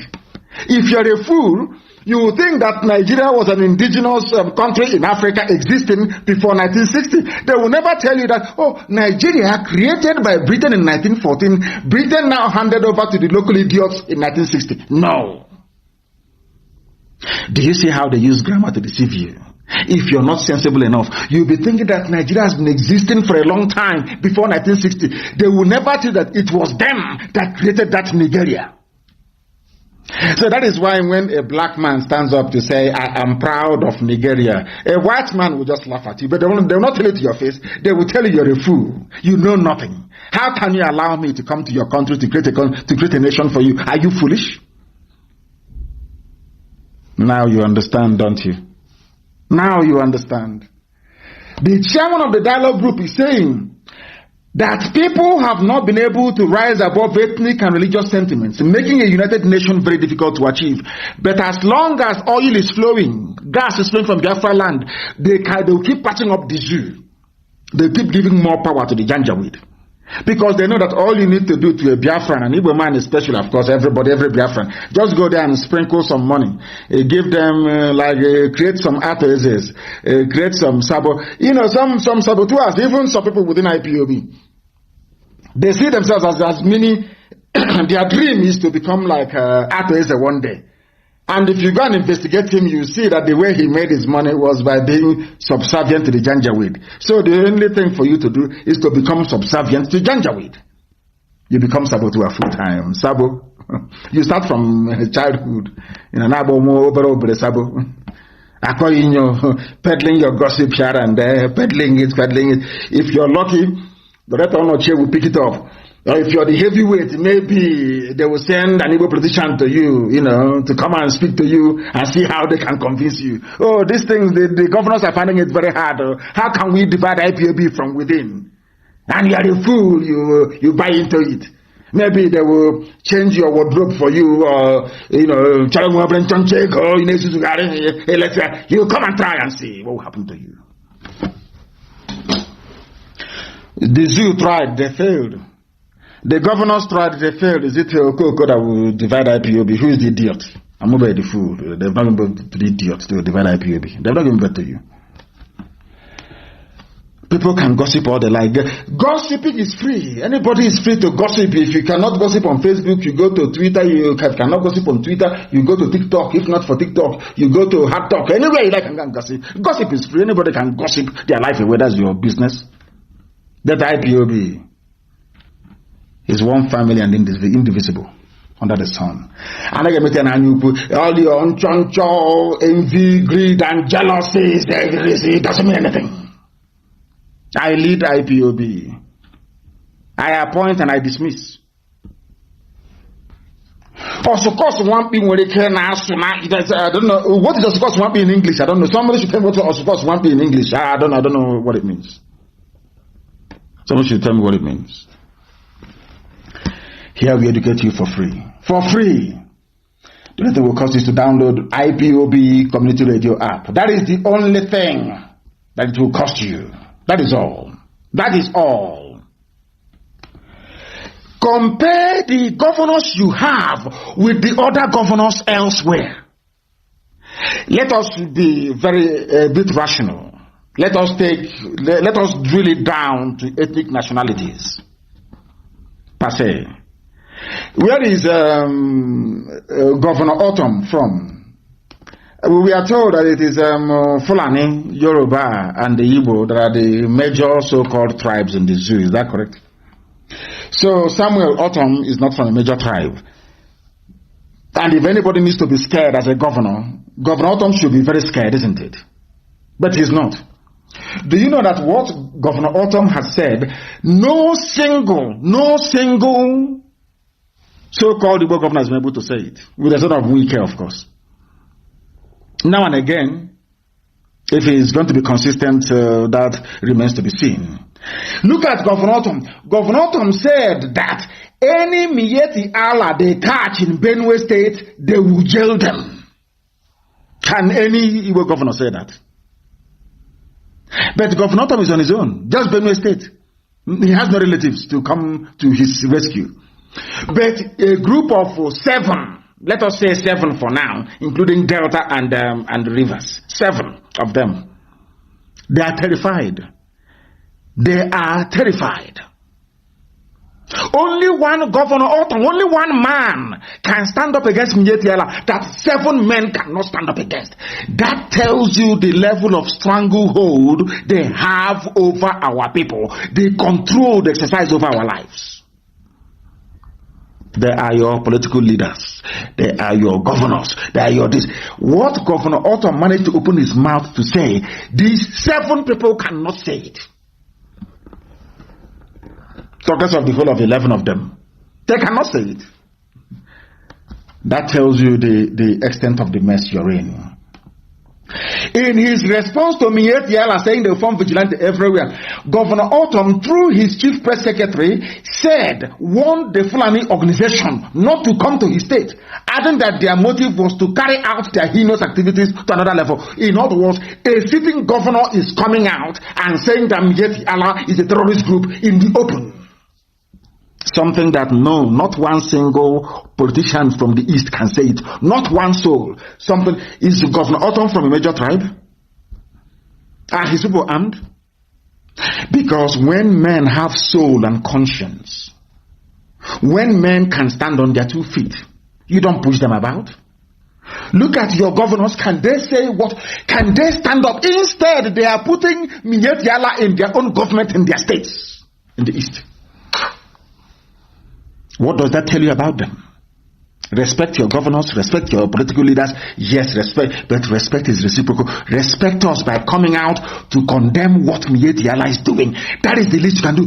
Governor Autumn has done it in Benue State. Why can't you do it? Because they promised all 7 of you presidency. All the 7 of you. And all of you are so foolish. That betrayal that is in our people. The foolish thing about it is that all of them think, oh, I'm not going to tell the Abia one. Abia will say, oh, I will not tell the guy anymore that they have promised me the presidency. All I'm going to do is to undermine them. You see them working at cross purposes, fighting themselves, fooling themselves, deceiving themselves. Have you now come to the realization of what we have seen so far? Do you now accept that only IPOB can save you? Do you now see it? Do you now see it? Look at Governor. He's not from a majority tribe. No, not at all. He has nobody to help him. It's only him, but he's fighting the good fight. Look at your own governors. You want to respect. You want people to respect. Look at all of them, as cowardly as they are. As cowardly as they are. Ordinary Miet Yala, people that move cattle from place to place, they are the ones controlling the government houses in the East. And you people are not ashamed of yourselves. You have no shame. It's only to detail your politicians, to see if there is anybody that can buy in IPOB. Please start troubling IPOB. See if you can start fermenting trouble and convince them and put confusion. Mad people. Mad people everywhere. I hope you're following. These were the same governors that were against BSS. When I formed it, they said, no, we don't want it. But these are the same people now empowering Miet Yala to form vigilante outfit nationwide. Somebody wrote and said, I weep for Ndibo because our people no longer reason, our people no longer think clearly and properly. You have elders, you have the governors. When we formed, I can see things many years ahead. The same way that I saw the zoo today, I told you what they were going to do. We saw far ahead and said, for us to stop them from raping our sisters and kidnapping our mothers, the best thing for us to do is to form a security outfit. We floated BSS. The governors held a meeting. Even before the Fulani Janjaweed, they held a meeting and said, we proscribe IPOB. It was Igbo governors that proscribed IPOB first. That is the truth. Let nobody run away from it. That is why today shame. Why? Because somebody promised them presidency. What does that tell you about them? What does that tell you about them? What does that tell you about them? Everything that you need to know. Everything that you need to know. I have said go and download IPOB community radio. People are no wonder the Fulani is ruling you and messing your lives up. I have told you, go and download IPOB community radio and stop complaining. Just go and do as you're told and stop complaining. That's the thing about us. When it's time to be sensible, people don't have sense anymore. Please go and make sure you download IPOB community radio. Please make sure it's switched off onto each other. It stopped the whole thing you used to do. What is going on? Can you send it here, please? Somebody is trying to send me a very important information. A very important information. Please send it here. A very important they want to send to me. Send it here, please. Guardian. Excuse me, let me have a sip of water. I feel sorry for Zoom.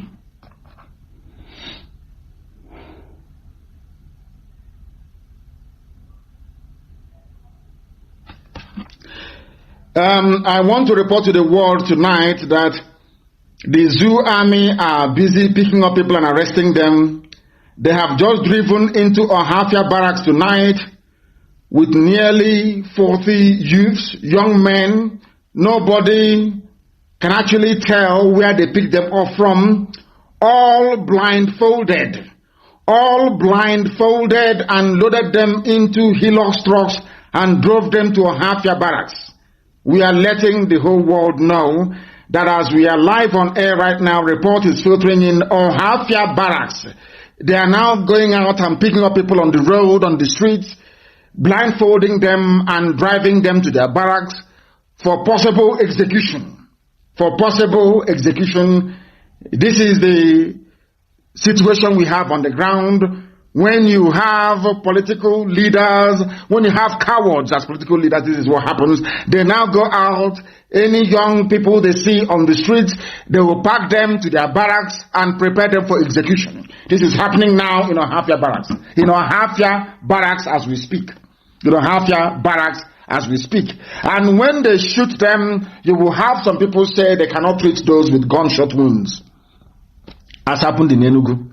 I don't know what is wrong with our people. There is something wrong. That was why we prayed for forgiveness and restoration before we started this very program this evening. I don't know. There are Igbo doctors in Enugu that refuse to treat gunshot victims.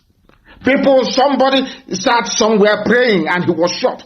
An Igbo doctor said he will not treat him in Enugu. You should go and get police report from a Fulani man. I don't know what they did to us. I don't know if it is the beef we eat. I don't know how they manage. This nonsense they did to us is what they want to bring into IPOB. But it can never work. This rubbish they have done. Look at how they have decimated our minds. We can no longer reason properly. A doctor, an Igbo doctor, knows that his brother was shot for no reason. He refused to treat him in Enugu. I want the name of the hospital. And today the useless zoo police came out to say, police insists hospitals can treat gunshot, stab victims without report. But that is how cowardly we have become. That a doctor is so afraid of Fulani that even though Fulani is saying to him, you can treat your brother, treat him, no problem. He's saying, no sir, I won't treat him. Remember your laws before you said we shouldn't treat them. How come you have now changed it? Oh please sir, let me obey the former law you made. An Igbo doctor in Enugu.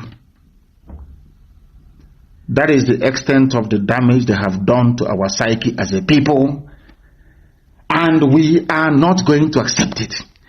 This evening we are telling Amnesty International, British High Commission, American Ambassador, are you aware that Fulani have gone out on the streets, rounded up people that they don't, any young person they see outside, they have now driven them into Ohafia barracks tonight, inside Ohafia barracks tonight, for possible execution.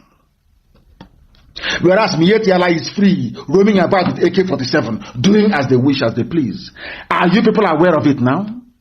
Are you aware of it now? You know, Ohafia barracks right now, they have driven them. They know we have intelligence everywhere. Have you seen what they have done? You can see the level of provocation because of the high number of saboteurs and fulefus you have in our midst. Tomorrow night they'll start complaining.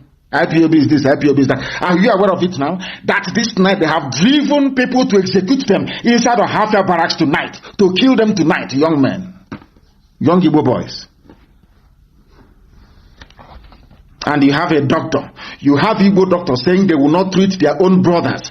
Their own brothers, they won't treat them because a Fulani man said don't treat. That was 3 years ago. Now, even though they have now changed the laws, they have come back to say, oh, please, we won't even treat them. You remember your laws before. You said we shouldn't treat them. Oh, don't worry, we will not treat them. They will die there. These are Igbo doctors. And these are the people we are fighting for. These are the people we are fighting for their freedom.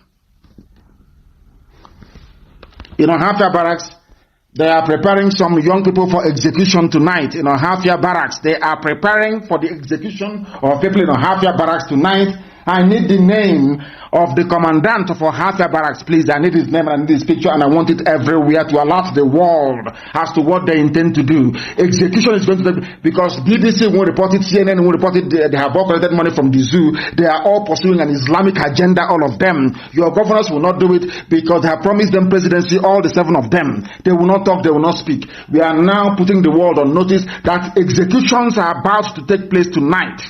Hafia barracks. Executions are about to take place tonight of unarmed, innocent people that the Fulani Janjaweed army picked up from the streets. They are going to execute them tonight.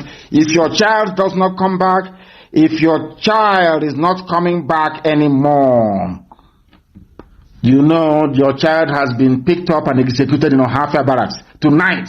That is what they are doing there. They are preparing for execution tonight in Hafia barracks. I need the name of the commandant of Hafia barracks. I need his name, please, and I need his picture, and I want it everywhere. The man who is going to carry out the executions, I want his name and his picture everywhere, that the world may know. That the world may know. Very, very important that the world may know. Sometimes I don't even know and this who is even worse. Who is worse? Who is worse? Please, who is worse? Very, very sad indeed. Extremely sad indeed that our people do not understand what is befalling them. Whereas the Fulani, they are threatening to go. I don't know how they got to us. I don't know how they managed to do this thing to us. I keep saying, is it the cattle that we are eating? I don't know how they managed to penetrate us this way, that our brain has been scrambled. We no longer reason very well like a people. We are no longer together like a nation. It is impossible now to hold our people together. That is the rubbish they want to try in IPOB. It's like a onion walker. The idiot will suffer. Look at what I've done to our people.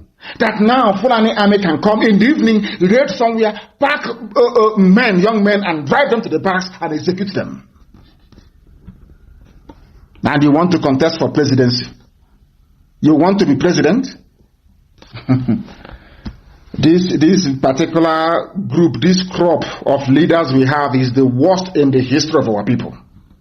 The very worst in the history of our people. Disgraceful. Disgraceful. There are executions happening tonight in Hafia barracks. Executions are happening in Hafia barracks tonight. Young men picked up in and around Hafia state and driven to Hafia to be executed tonight. Driven to Hafia barracks to be executed tonight, where you have no governors. Whereas in Yoruba land, they have spoken, Amoteku won't be under the IG of police. It can never be. These are men who are talking. And I challenge anybody to show me any Eastern politician. I challenge you to show me anybody who has the mettle, who has the guts to stand up and to say, look at how their own children have been packed into Hafia barracks to be executed tonight. They won't say nothing. Now these are the leaders now you want to respect, people to respect. Are these not the leaders? Are these not the leaders? Our people, they are in one almighty mess. In one almighty mess. Makinde has responded to the presidency. A Yoruba man, people that we used to call cowards before, and said to them, There is no way Amoteku can be under federal government. But look at your governors that wants to embrace community policing. Let's go. They had a meeting. The elders had a different view from the governors. The governors went back and re-invited the IG. They are the only set of idiots to invite IG to their meeting. Did Amoteku invite any IG to their meeting? When the Oduduwa were setting up their security, did they invite any Fulani man there? I don't know what is wrong with. I have no idea what is wrong with this generation. I have no idea who corrupted their brain. I have no idea, to be honest. I have no idea. I have no idea. But inside Ohafia Barracks tonight, people are being executed in Ohafia Barracks by Fulani Janjaweed terrorist army. Governor Sheyi Makinde has disagreed with the presidency over its plan to bring Oyo State Security Network, popularly known as Amotekun, under the control of Inspector General of Police. They have said no. Oyo State have said no. Ondo said no. Ekiti said no. These are governors' men in office.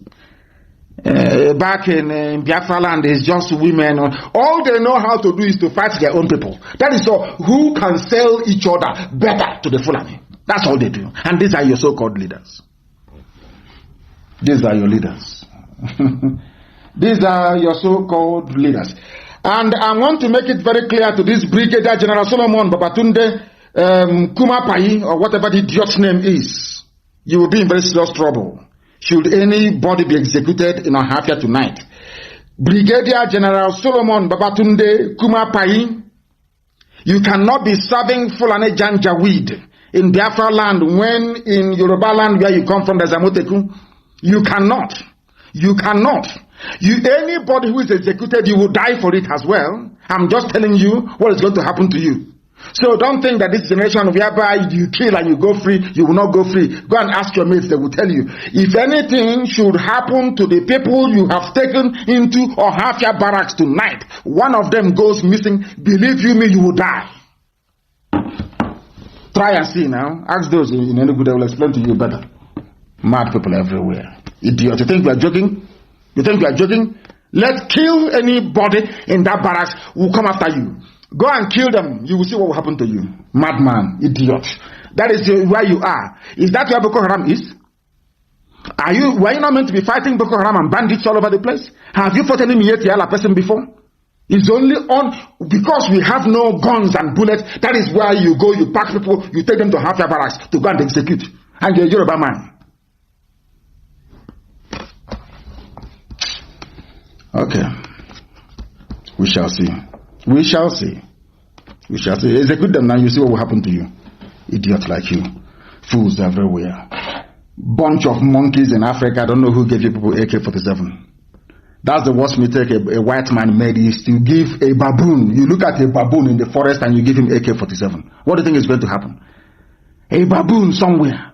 Give him AK-47. Mad people everywhere. ISIS is spreading in Africa. They have taken a city in Mozambique. And all of you are blind. What this Solomon is doing, what this idiot is doing.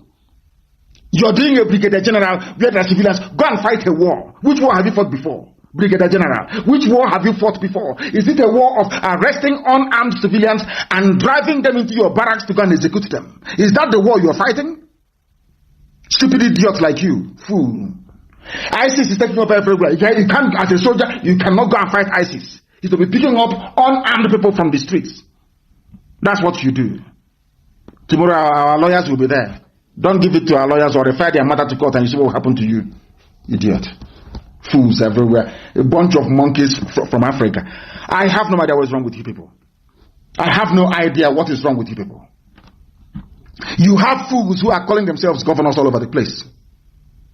All they do is they always justify their sabotage. They always justify the way they behave towards their own people. It is because of the stupidity of this so-called generation of useless leaders. That was why the zoo managed to sustain the narrative that the Chukwu went to war.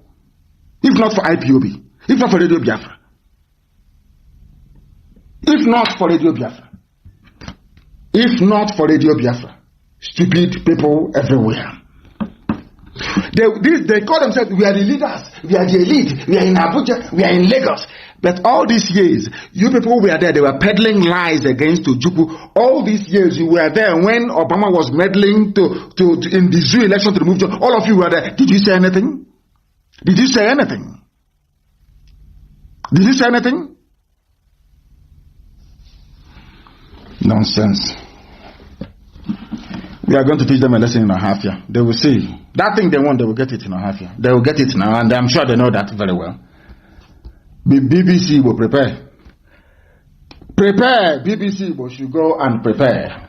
Prepare as usual to publish falsehood and nonsense. Prepare as usual.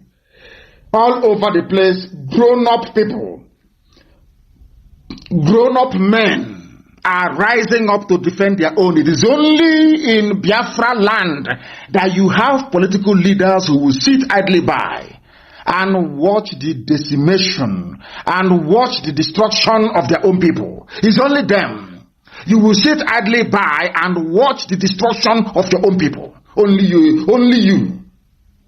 Especially those of them that claim that they are Igbo. I don't know what is wrong with them. I have no idea what is wrong with them.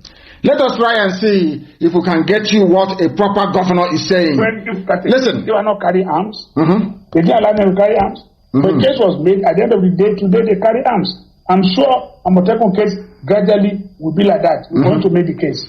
Well, Your Excellency, it appears as though the IGP is indulgent. And this is a Yoruba Akeredolu saying that one day Amotekun will bear arms. We don't even have arms, so there is no security network. Look at how the army is packing our people and executing them in half-year barracks. Can you believe that? Can you believe that? They pack people, they kill them in broad day. This one will happen tonight. They are executing people tonight in half-year barracks. These are the people we used to say, oh, Yorubas are cowards. Can you see what their governors are saying? Makinde have said, this is Akeredolu, I want to play his voice for you. He said, Amotekun will carry arms to defend Yoruba nation. Listen very carefully. Your own is, they promised them presidency and they have abandoned their first duty, which is to defend their own people. A bunch of fools they are. Listen, please. At least when civil defense started, they were not carrying arms. They didn't allow them to carry arms. But the case was made. At the end of the day, today they carry arms. I'm sure Amotekun case gradually will be like that. We're going to make the case.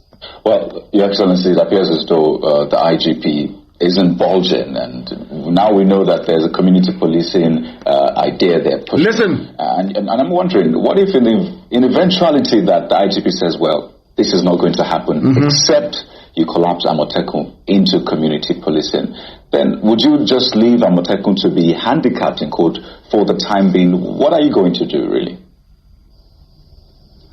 I've said this. I said it clearly. Listen. Let me repeat it. We will not collapse Amotekun to community policing. Amotekun was a Yoruba governor. You see people that love their people. They say, oh, the Yorubas, they respect their politicians. Why won't you respect a man that speaks this way? Has any of you spoken this way and you do not get respect? Don't Abaribe have respect? Don't Professor Wala have respect? Don't our elder Ambassador Kamechi have respect? If you speak like a grown-up man, somebody will respect you.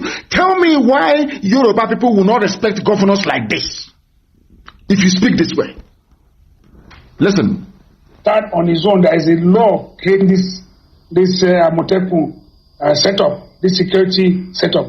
So it's not going to be collapsed. There is no intimidation. We are not people that can be intimidated. And we are not people that the IG will give order to. It's not possible.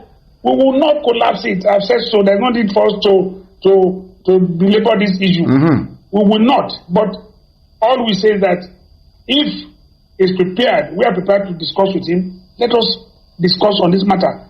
Amotekun is different. Community police is different. Amotekun will collaborate. All of us will collaborate together. The issue now that is left is about carrying arms. I will say we will pursue this and make them understand at the end of the day.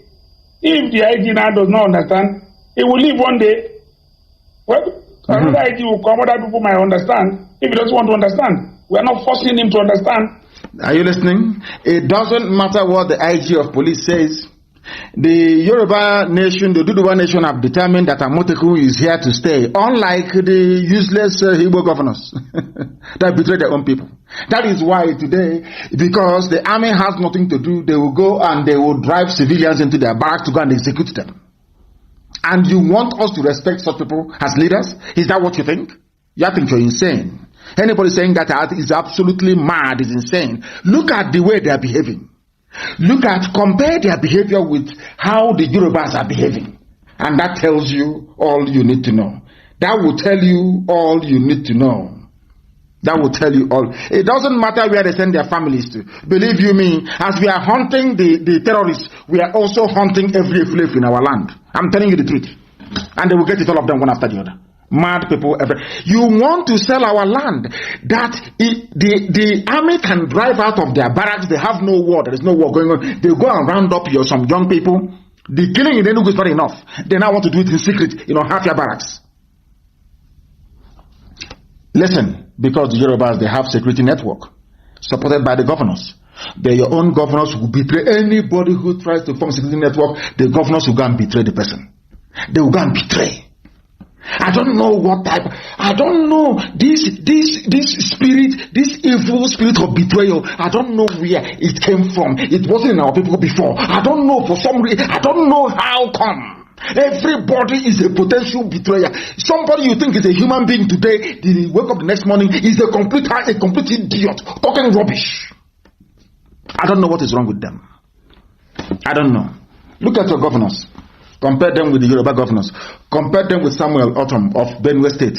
Now you know you have no governors. Is it not very clear to all of you? And idiots will come out, we want to run for presidency. Mad people everywhere. They think we are foolish. They think we are useless. They are in for a shock. Let them come out and campaign for their useless president. They can say whatever rubbish they like on the page of me. Come out on the streets of Biafra and say, I want to be president. You see what will happen to you.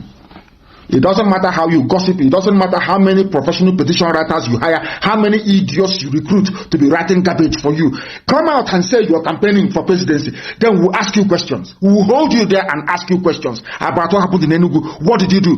Half you were there and they have packed our young men to execute tonight. Half mad people everywhere. Mad people. Go and look at them. Or they are bringing water resources bill. Have you not heard about it? Have you not heard about it? They are bringing water resources bill. Have you not heard about it? And they will pass it, giving Fulani the right and access to every waterway. It will belong to them. You can't do nothing. Absolutely nothing. You can't do anything unless you cannot do anything. And this was why they brought our people. And what is paining me, my anger, is that sometimes I keep asking Efulefus and saboteurs and potential saboteurs, are you not seeing all these things? What type of demon is in you that you cannot see all this danger and threat to your life and to your existence? Why can't you see all these things? Why are you that foolish that you cannot open your eyes and see all these things? What is wrong with all of you? Mad people everywhere. Reject National Water Resources Bill. It's another Ruga. The same autumn is saying it. Can any governor in the East say this? The answer is no. All they're looking for is betray and gain favor from Fulani. Your betrayal is equal to the favors you get from Fulani. You're not ashamed of yourself. Ebonyi is gone. If not for IPOB. The same thing in Enugu. Everywhere we are battling these criminals. Behind the scenes, battling. Losing men every blessed day. And today the Nigerian army is doing the work for Miyet Yala, a terrorist group, by arresting young men on the streets to execute them. And tomorrow you'll be talking nonsense as most of you Efulefus are, and potential Efulefus as well. And then you see what will happen to you. It's only a matter of time. Somebody wrote very, very well. Do you see how the reason why I say the South is foolish? I don't know what is wrong with this. What I mean South is Oduduwa and Biafra put together. The stupidity of the South, I call it. You know they're floating a new NBA, the Northern Nigeria Bar Association, NNBA, because a midget was not invited to speak at NBA, whatever rubbish they call it. NBA, I don't have regard for NBA anyway, a bunch of idiots. They are not. They claim they are lawyers, but they are not lawyers. They are not lawyers. These are people that anyhow it goes. It doesn't matter. These are they are not. I don't see them as lawyers. I don't have regard for them as lawyers. Can never be lawyers, because proper lawyers do not behave the way they do. Proper lawyers do not behave the way they do. They don't behave the way they do. These are lawyers. Because a northern governor was asked not to attend or was disinvited to a program by MBA. These are your so-called One Nigeria lawyers. They went and formed their own Northern Nigeria Bar Association.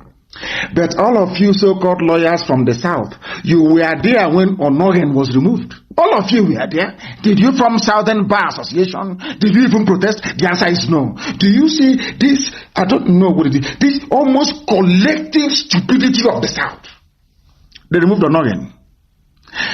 Between the removal of Onogen and this invite or this invitation of the midget El Rufai, which one is greater?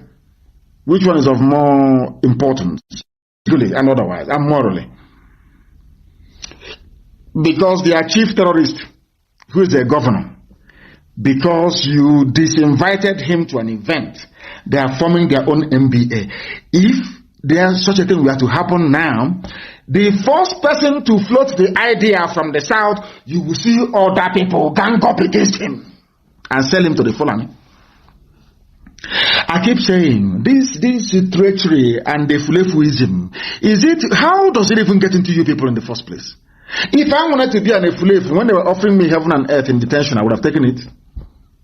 Why don't people ever learn from us? Learn from those of us. Why is this support tendency in the south? I'm asking again. I'm asking the useless, foolish Nigeria Bar Association. When they illegally removed Onogen, why didn't you people form your own separate bar?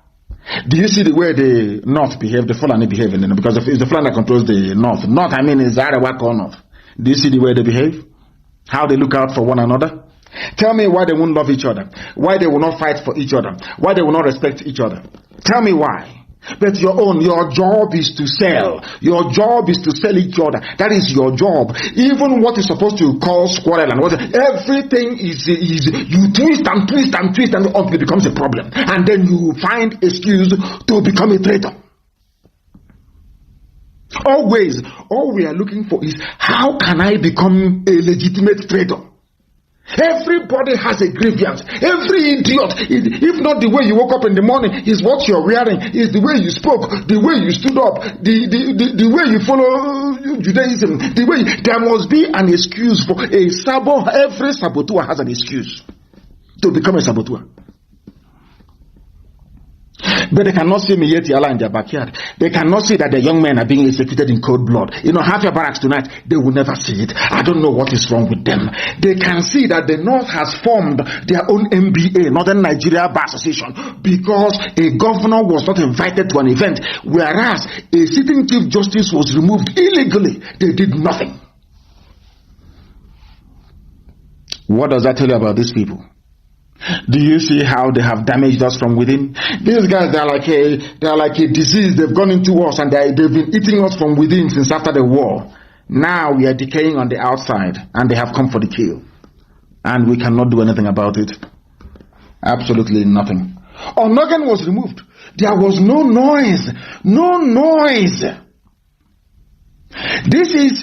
Can you... now, let me put it to you this way. Are you telling me now that perchance... Osibajo is sworn in as the president since Buhari is long dead since 2017. And Osibajo will now remove Tanko. What do you think will happen? The aeroplane tunnel. Do you think anybody can remove him? Remove him now, you see what will happen to you. You cannot remove him.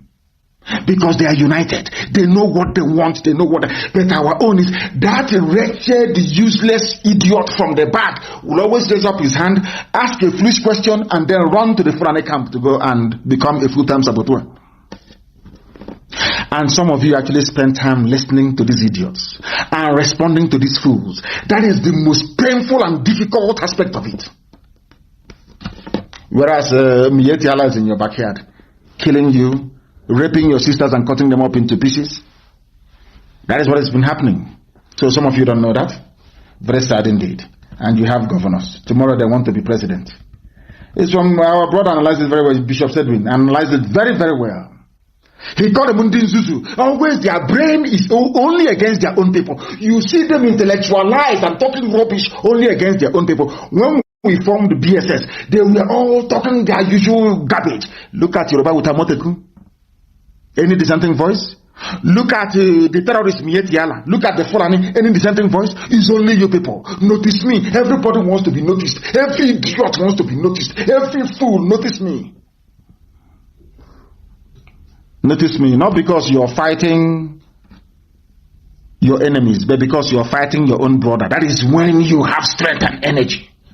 They have formed Northern Nigeria Bar Association because you did not invite their hitman, their main governor, the chief sponsor of terrorists in the north. Onagan was removed, gone.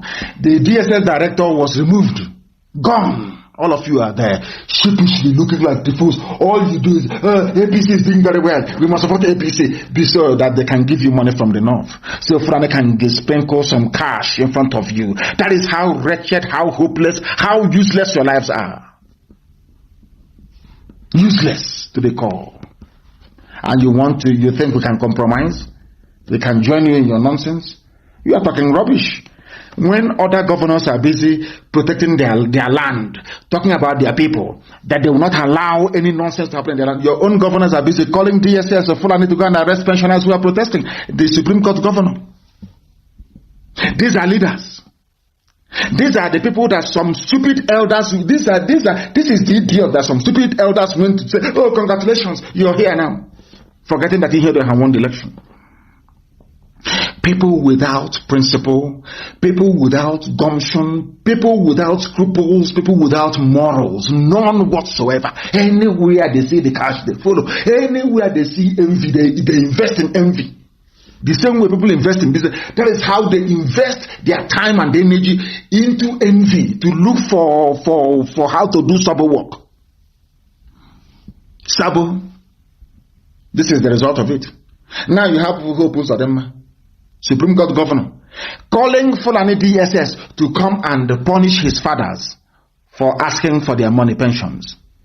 This is the type of leadership we have in Biafra. This is the type of, hey, do you see the battles we need to fight? Do you see the obstacles we need to overcome? Do you see why we do what we do and the way we do it? Hope Uzodinma, protesting pensioners in Imo State, accused Hope Uzodinma, the Supreme Court governor, of using DSS to intimidate them. People came asking for their pensions, your father's age mate, and you're calling DSS Fulani secret police to come and arrest them. This is our history. This is the life of our people. Sabo everywhere. It is this present breed of leadership we have now. Is the worst of the worst since history began. This is the worst set of leaders we've ever had. The worst set ever. You are calling Fulani DSS to intimidate your own parents, and you're telling me that all is well with us. And all they can say is a Igbo president will transform Nigeria. Let me keep saying it. Let these people keep fooling themselves until the game is now setting a bit, until it will set properly. Let them come out to campaign, and then we'll see what will happen to them. Mad people everywhere. That's all they care about. Who will be governor? Who will be president? That is all that matters to them. Yet Yala can kill us. Our villages can be turned into Fulani Emirates. They don't care. All they care about is political office and to make money for themselves and their children. That's all they care about. Mad people. Come and do presidency. President about mad people everywhere. Mad people everywhere. Nigeria Bar Association fell apart because Northerners said you must invite a Fulani man. You must, because they own the place. Compare the attitude of Fulani lawyers to the attitude of the idiots from the south claiming they are lawyers. Compare the two. If not now that some people came out through Zugo to say we are going to file a case, this killing is too much, we are going to file a case. Prepare another case though, because executions are going on right now in Ohafia as I speak. Executions are happening right now in Ohafia as I speak. So prepare more papers. Do you think Fulani understand law court? They understand paper? The only thing they understand is AK-47 and rocket propelled green. That's the only thing they have, the only language they understand. All this rubbish, filing of papers, it doesn't concern them. A Fulani judge went to court. They asked him, this position of IPOB, what are you basing it on? He said he's basing it upon a Punch publication. Punch newspaper published something against IPOB. Because of that, I am basing my ruling on what a newspaper said in Yoruba land. You don't know that? It's the ruling. ADF took the police to court about Operation Python Dance. A Fulani judge in Enugu ruled that the Python Dance was justified because of what Punch newspaper wrote. Some of you don't know that. No, you don't know. But now you know. Now you know. You don't know what you're in for. You don't know how many enemies you're facing. You don't know. Now, the actor died. His name is Chadwick. His picture is everywhere. People are mourning him. Chadwick is dead.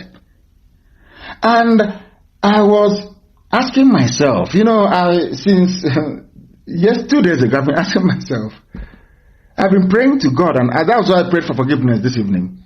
I was asking God, are you sure you actually, that these are the same great people you once made? Are you sure we are descended from those people?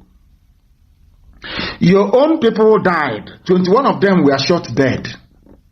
You are siding the Fulani that killed your own people. But an actor died. All of you are all mourning him. An actor that did nothing for you. Of course, an entertainer. I respect that. And I regret the fact that he's dead. Of course, he died from cancer. Fulani came and shot 21 of your young men. Instead, you are siding Fulani. Oh, dear Lord, have mercy. And let me tell you what is going to befall you. I want to tell you tonight what is going to become your portion. I will tell you tonight what is going to become your portion. If you don't know, if you do not know, now you are going to know. I want everybody to look at the case of Southern Kaduna. Because we have our efulefuism has gotten to the point whereby we don't even see danger anymore. Or if danger is coming, and behind that danger there is gossip, and behind that gossip there is a chance that we can become a traitor, we can become a saboteur. We allow that danger to consume us. Because we are focused on how to gossip. We are focused on how to become a traitor. Let me tell you about Southern Kaduna. The creation of 4 emirates in Southern Kaduna was a declaration of war that went unnoticed. It's an article. Do you know they have declared 4 emirates in Southern Kaduna? Are you aware of that? Do you see how they roll? Why they say, let's live in unity. Unity of this country. Let's unite together and unite under the mango tree. Unite under Dogoyaro tree. All that rubbish. Meanwhile, as they are talking about unity, as I told you will happen in Biafra land if care is not taken, they have created 4 emirates in Southern Kaduna. Are you aware of that? 4 emirates in Southern Kaduna. That is what's going to happen to our land. But meanwhile, all that preoccupies you is how do I gossip? How do I develop my Osokos Wampi to reach the high level where I can now become a full-time Sabo? That's what is happening to us. But meanwhile, in Southern Kaduna, as I've warned you see how they're creeping, they're coming south slowly. Look at how they decimated Hausa people. And all the other minority tribes over there, and they're creeping and creeping and creeping. They are now in Southern Kaduna. Once they finish, they will deal with the baggy in Abuja, and now they move down, and we are taken. And Britain will support them all the way. The Arab world will support them all the way. Islamic communities all over the world will support them all the way. But you, to try and develop the Anglican church that came to your land, they have abandoned you. Roman Catholic church that came to your land, they have abandoned all of you. None of them can speak against what is happening. They can never speak because they are all part of a wider Muslim one world religion alliance. You don't know that? People go to church singing hallelujah every day. You don't know the headquarters of your hallelujah have sold you out to Islam. They've sold you out. You don't know that? Tell me where they are killing Muslims and you don't hear Muslim leaders and imams speak out. It is only in Christianity that Christians are being murdered. You don't hear the Archbishop of Canterbury will not say anything, Pope will not say anything. Instead, he say, I'm praying to Virgin Mary to intercede. All the Episcopal churches in America, they're not saying anything. Nothing. All the New Age Pentecostal churches, nothing. It is only in Christianity that they are killing people and nobody will talk. Now, in southern Kaduna, they are Christians. They are now getting emirates, 4 emirates, with the help of the Muslim world. And people are still suffering because when there's somebody answering Abdullahi Musa will come and make fun of you and Israel and the Hebrew and your Jewishness and you capitulate. But he has no connection to the Arab world, no connection whatsoever. Only through conquest, religion. His name is Arabic. He's proud of his Arabic heritage, very proud. But he will make you to be ashamed of your own heritage. Are you not a fool? Are you not an idiot? Because of that tendency, I want to stand out. I want to be the troublemaker. You know, if you go to a village meeting sometimes, there are some idiots that want to be noticed. You will see them. Does anybody have a question? They will raise their hand up because they want to be noticed. They want people to notice them that they are there. Not that they have anything important to say or any important question to ask. That tells you all you need to know. All you need to know about our people. And now, Southern Kaduna, they are getting it. They are the ones that fought against Biafra and said, oh, Biafra is this, Ojukwu is that. But now, we have blown open their lies. You can now see the number of enemies that you have, can't you? You can now see it very clearly in broad daylight. Now, today, in Southern Kaduna, they are suffering it. In Southern Kaduna, they are about to get new emirates. And they are gone. That was why our good friend, Dr. Bodaya Mailafia, said that Nigeria is not a normal country. It is not normal. It takes only a fool. I tweeted it yesterday. Only a complete idiot can believe in what anybody. Once I see you and say, I'm in Nigeria, I believe in Nigeria, I know you are a complete and utter idiot. A complete and utter fool. A complete and utter idiot. You have no brain. I'm going to go very shortly to see what Dr. Mailafia actually had to say. Of course, our FM is live in Kanu now. We are broadcasting in Kanu. We are live and direct in Kanu. That's how we should be. And people are busy talking rubbish. Whereas we are live and direct in Kanu. Now, listen very carefully to this. Dr. Badaya Mailafia said, there is something abnormal about Nigeria. Something abnormal. He said, there is something abnormal about our country. Nigeria is a country that hates the truth. And that is not normal at all. That is why, Nnamdi Kanu this, Nnamdi Kanu that, because they hate the truth. Nobody can come out to fault anything that I've said. No human being, no bagger can do it. It's the way he insults people. Look at the man, he's telling you that you are living in a country that is abnormal. How can I talk to you normally? You are an abnormal person for accepting an abnormality. The zoo is an abnormality. Nigeria is an abnormal creation by a white man and a white woman. It should not stand. It cannot stand. Not today, not tomorrow. Not ever. That is why the Fulanis. Imagine if Azikiwe had resisted. We will have the case of Miet Yala today. Will our land, Ubuonyema, will it be taken over by Miet Yala? Fulani Janjaweed terrorists? Had Zik, that time they were telling Zik, this your one Nigeria will consume also. He said no, it won't. Today has it not consumed us?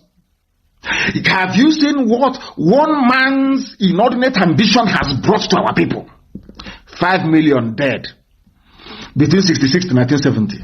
Killings going on till this very day, till this very precise moment. Even this night, executions happening in Ohafia this night. Because one man said, I want to be a Nigerian. Some of you do not think about the consequences of your actions until it's too late. Until it is too late. Very, very sad indeed. I'll continue with what Dr. Badaya Mailafia said. He said, these killings going on constitute an existential threat. I don't know why, for the life of me, that people tolerate the killings and think it's okay. People, black people, they see, like in Ohafia tonight, people are being killed right now as I speak in Ohafia Barracks. Tomorrow life will continue as normal. And that is why That is why I believe that God is angry with black people. There is something very, very evil about the way black people condone evil. Black people tolerate evil. Something that no matter how you castigate white people, there are some things they will never tolerate. Never tolerate it. Dr. Mailafia said that it is not normal that people will tolerate this level of killings. And that when we speak and tell people about the reality of what we are facing now, they are more concerned about the sources, more concerned about political correctness. They have absolutely no concern about the holy matters that are being slaughtered. People are dying every day. People are going to be killed in Ohafia tonight. Young Igbo youth will be killed in Ohafia tonight by the commandant. He's not fighting Boko Haram. Not the bandits who are killing people, but all he does, he will drive out with his hillocks, with his AK-47, arrest some young men, drive them to the barracks, execute them and bury them there. That's what they do. And his name is Solomon. He claims he's a Christian. Babatunde, Solomon Babatunde. So he trained to become a soldier only to kill civilians. That is the brain of a black man. That is how evil black people are. You are a trained soldier, but the only thing they train you to do is to kill unarmed, arrest them and execute them. That is your job. And tomorrow Kezibazu will buy him more hillocks. I don't know whoever gave this crop of leadership to our people. It won't be well with that person. It won't be well with them. Dr. Mailafia is saying, why can't we face the reality that people are being killed? The children, the elderly, women, the youth being killed on a daily basis. That is my focus. Another thing to me is diversionary. That is how a man reasons. Every other thing you're telling Dr. Bada is minor. He is concentrating on the death of the innocent. What concerns you is how do I become saboteur? That is all that comes. That is the evil. And in IPOB is very, very funny. Once you allow evil spirit to enter you, you are finished. There were those before who are making mouth that without them IPOB cannot move forward. Is then there is this. Today, people have forgotten who they are. That is the might of IPOB. Once that devil goes inside you and is pushing you, he's pushing you into oblivion. Look at all of them. Some of you know I cannot speak ill of certain individuals. Some of you know that I used to come on air and I will not start my program until I speak to Pastor Mazi. I won't start any program. That was how important he was. I cannot start program without hearing from the barrister himself. Today, barrister is no longer there. Are we not moving forward? Are we not moving forward, I ask? People, that's one thing about evil spirit. When it goes inside you, it blinds you. Especially when they send zoo politicians to be convincing or confusing some of you. I remember this Okalo went to go and see the very honorable barrister. That's what they send a politician to be confusing you, telling you how important you are. Oh, you are very great, you're important.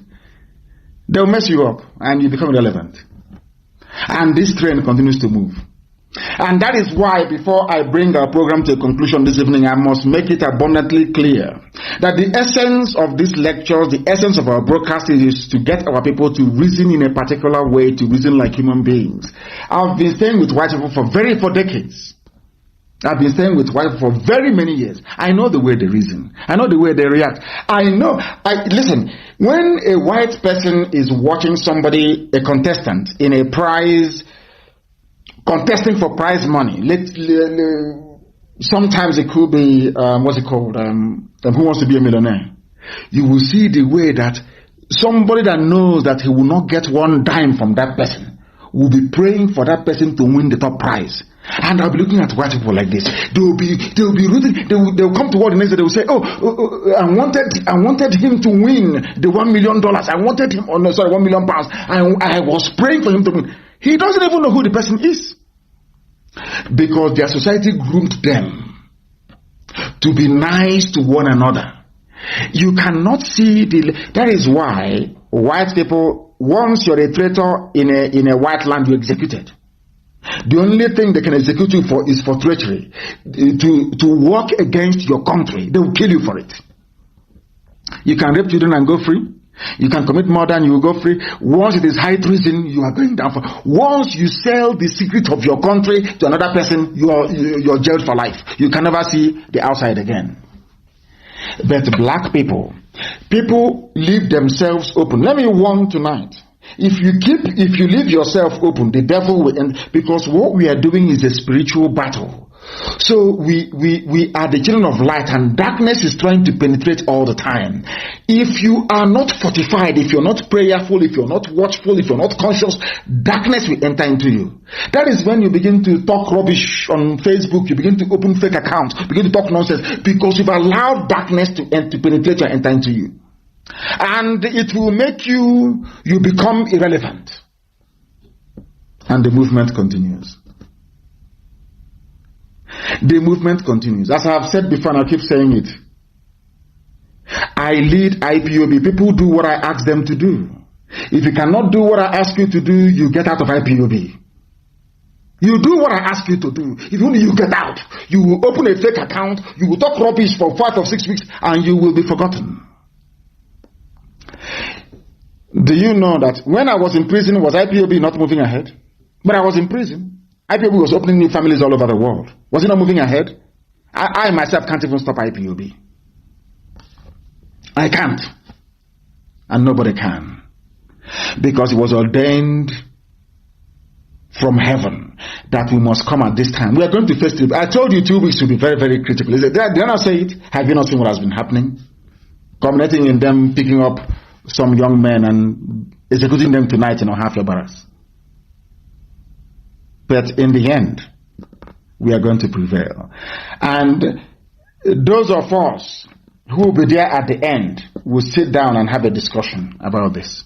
And say, do you remember so and so time? What happened? How many traitors we have to deal with? Because victory is ours.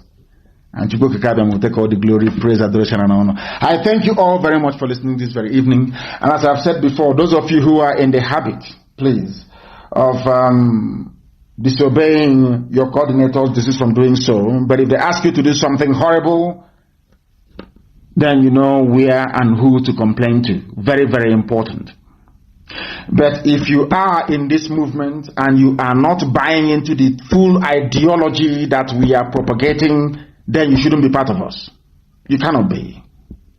If you are in this movement and you don't believe that the whole of Biafra land is one, you don't believe we have one common heritage, one common ancestry, one common identity, then IPOB is not for you. I don't care who you are. You get out and we proceed.